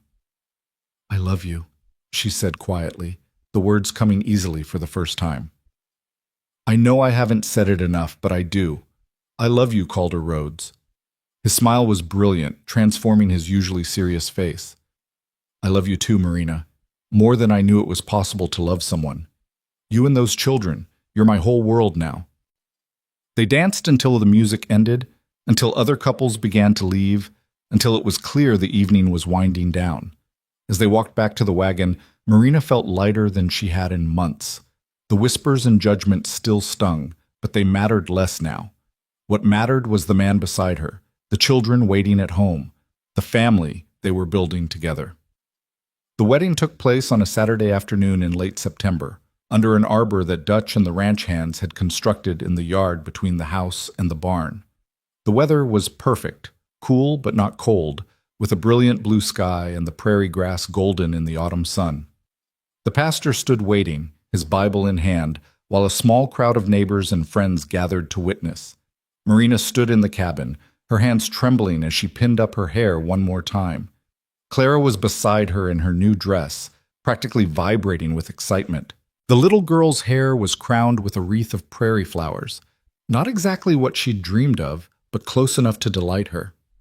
"You look beautiful, Mama," Clara said solemnly, "like a princess in a story." "Thank you, sweet girl." Marina turned to look at her reflection in the small mirror. The woman looking back at her was different from the one who'd stood on that auction block. This woman had color in her cheeks, brightness in her eyes, hope in her expression. This woman was loved. There was a knock at the door, and Elias poked his head in. "They're ready for you, Mama." Marina took a deep breath, smoothed down her dress, and stepped out into the golden afternoon. The children walked with her, Elias on one side, Clara on the other, Jonah holding her hand and trying to keep up. As they approached the arbor, Marina saw Calder waiting for her, and her breath caught. He was dressed in his best clothes, a dark suit that looked new, a white shirt, a string tie. His hair was neatly combed, his face freshly shaved, but it was his expression that undid her, the love and pride and joy written so clearly across his features that there could be no doubt about his feelings. The pastor began the ceremony, speaking about love and commitment and the sacred bond of marriage. But Marina barely heard the words. She was too focused on Calder's face, on his hands holding hers, on the steady presence of her children beside her. When it came time for vows, Calder spoke first. "Marina," he said, his voice steady and sure, "I promise to love you and honor you for all the days of my life. I promise to be a father to your children, to protect them and guide them and give them every opportunity I can. I promise to build a life with you, not perfect, but honest and true. I promise to stand with you through whatever comes, good or bad. And I promise that you will never again stand alone, never again face the world without someone at your side who loves you completely. This is my vow to you." Marina's vision blurred with tears. When it was her turn, she had to swallow hard before she could speak. "Calder," she said, her voice shaking but growing stronger, "you saved my life and the lives of my children when you had no reason to. You gave us shelter and dignity and hope when we had nothing. But more than that, you gave us love. You showed me that it's possible to heal, to trust again, to open my heart even after loss. I promise to love you faithfully, to be your partner in all things, to build this life with you one day at a time. I promise to honor what we're creating, not just a marriage, but a family. And I promise that you will always have a home in my heart, as you've given me a home here. This is my vow to you." "Then by the power vested in me," the pastor said, "I now pronounce you husband and wife. Calder, you may kiss your bride." Calder stepped forward, cupped Marina's face in his hands, and kissed her softly, a kiss full of promise and tenderness and the beginning of something beautiful. Around them, people cheered and clapped. Clara squealed with delight. Even Elias was smiling, his eyes bright with unshed tears. When they finally pulled apart, Calder turned to the children. "Come here," he said, "all of you." They gathered close, and Calder knelt so he was at their eye level. "Today isn't just about your mother and me," he said. "It's about all of us. We're a family now, officially and forever. And I want to make a promise to each of you too." He looked at Elias first. "I promise to teach you everything I know about ranching and horses and being a good man. I promise to listen when you need someone to talk to and to give you space when you need to figure things out on your own. I promise to respect your father's memory and never try to replace him. And I promise to always, always be proud of you." Elias nodded, his throat working. "Thank you," he whispered. Calder turned to Clara. "I promise to encourage your garden and your dreams. I promise to answer all your questions, even the ones that come at bedtime when I'm exhausted. I promise to make you laugh and catch you when you fall. And I promise that you'll always have flowers on your birthday, no matter what." Clara threw her arms around his neck, nearly knocking him over. "I love you, Mr. Rhodes." "I love you too, Clara Bell," Calder said, using the nickname he'd given her. He looked at Jonah last. "And you, little man. I promise to keep you safe and warm and fed. I promise to teach you about the horses when you're big enough. I promise to carry you when your legs get tired and to tell you stories at bedtime. And I promise that you'll never have to wonder if you belong, because you do. You belong with us." Jonah, not entirely understanding but responding to the emotion in Calder's voice, leaned forward and patted Calder's cheek with his small hand. "Mr. Cal," he said contentedly. Marina watched this scene through tears, her heart so full it felt like it might burst.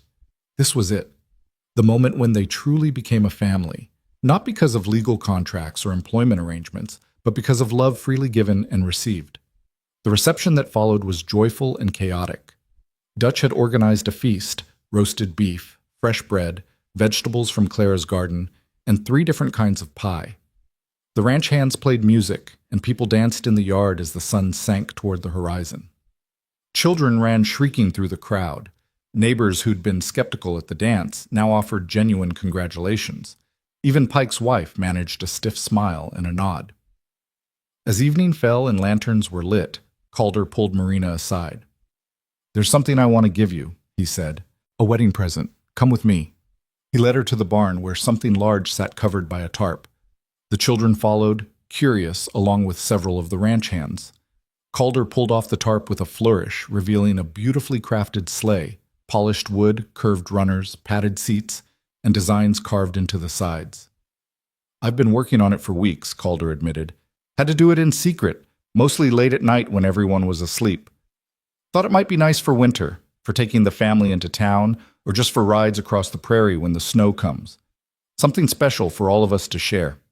Marina stared at the sleigh, overwhelmed. "Calder, it's beautiful. But when did you have time to—" "I made time," he said simply. "Because you're worth it. Because this family is worth it.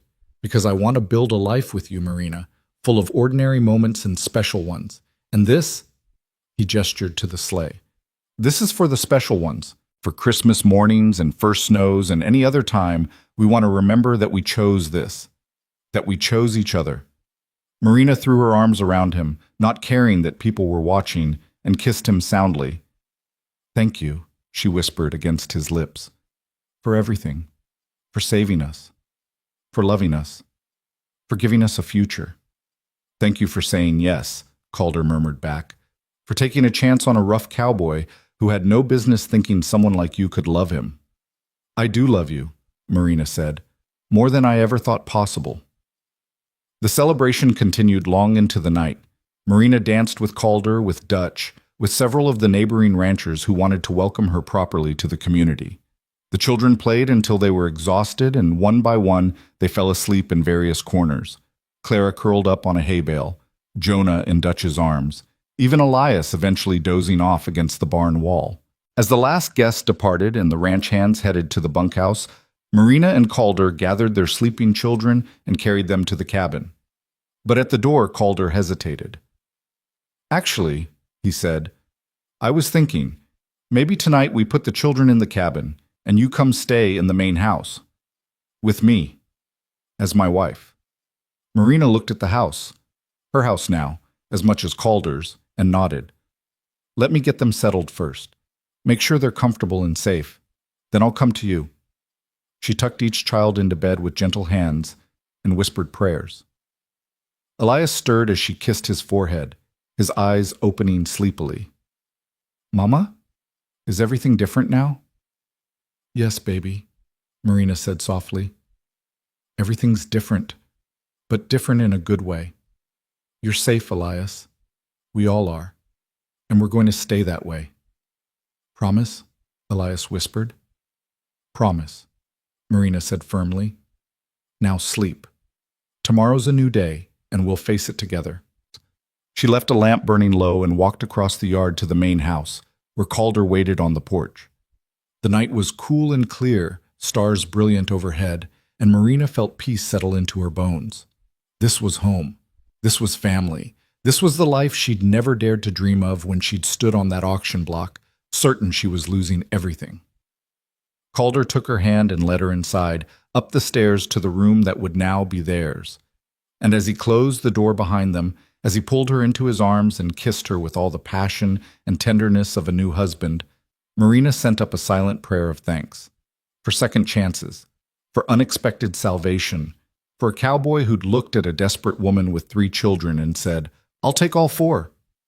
For love that came when she'd stopped looking for it, stronger and truer than anything she'd known before. The months that followed brought changes, as all new beginnings do. The children adjusted to their new life with varying degrees of ease. Clara immediately and joyfully, Jonah without really understanding that anything had changed, and Elias more slowly but with growing acceptance. The ranch hands got used to calling Marina Mrs. Rhodes instead of Mrs. Doyle, though Dutch still sometimes slipped and called her ma'am, with a twinkle in his eye that suggested he was doing it on purpose. Winter came early that year, blanketing the prairie in snow by mid-November. And on Christmas Eve, Calder kept his promise about the sleigh. He bundled Marina and the children into it, wrapped them in warm blankets and buffalo robes, and drove them across the snow-covered ranch land under a sky full of stars. Clara shrieked with delight. Jonah clapped his hands and laughed. Even Elias smiled, a real, genuine smile that reached his eyes. And Marina sat beside her husband, watching her children's joy, and felt such happiness that it was almost painful. Thank you, she whispered to Calder over the children's excited chatter. For what? He asked, though his smile said he knew. For this, for all of it, for choosing us. Marina, Calder said, pulling the sleigh to a stop and turning to face her, I didn't choose you. I found you. There's a difference. You were meant to be mine, and I was meant to be yours. I'm convinced of that now. Everything that happened, all the pain and loss and struggle, it brought us to that auction block at exactly the right moment, and I'd do it all again every single day if it meant ending up here with you and these children. Marina kissed him then, soft and sweet, while the children made exaggerated gagging sounds and complained about grown-ups being mushy. And when they finally pulled apart, Calder cracked the reins and sent the sleigh flying across the snow, carrying them home through the winter night. Years later, when the children were grown and the story had been told and retold around countless dinner tables, people would ask Marina about that day on the auction block. They'd want to know what she'd felt, what she'd thought, whether she'd had any idea that the dusty cowboy pushing through the crowd would change her life forever. And Marina would smile and say that no, she hadn't known. She'd been too terrified, too focused on keeping her children close, too certain that she was losing everything that mattered. But she'd learned something that day, something that had shaped the rest of her life. She'd learned that salvation could come from unexpected places, that families could be built by choice as much as by blood. That love didn't follow rules or timelines or proper waiting periods, and that sometimes, when you'd lost everything and were standing on the edge of despair, someone might step forward and offer you not just rescue, but a second chance at life itself. Calder Rhodes had been that someone for her. The cowboy who'd looked at a desperate widow and her 3 children and seen not a burden, but a blessing. The man who'd paid more than they were worth so they could stay together. The husband who'd kept every promise he'd made on their wedding day, and then some. And Marina Doyle, now Marina Rhodes, had learned to be brave enough to accept that gift, to open her heart again after loss, to trust in the possibility of happiness, to build a life that honored her past while embracing her future. On that Christmas Eve, riding through the snow in the sleigh her husband had built with his own hands, surrounded by her children's laughter and her husband's love, Marina understood with perfect clarity that she was exactly where she was meant to be. They'd been sold, all 4 of them, on a hot August day in 1858, but they hadn't been bought by just anyone. They'd been claimed by the one man who would love them, protect them, and give them a home that was more than walls and a roof, a home that was built on foundation of respect and partnership and deep, abiding love. And that, Marina thought, as the sleigh carried them through the starlit night toward the warm lights of home, was the greatest gift of all. The end.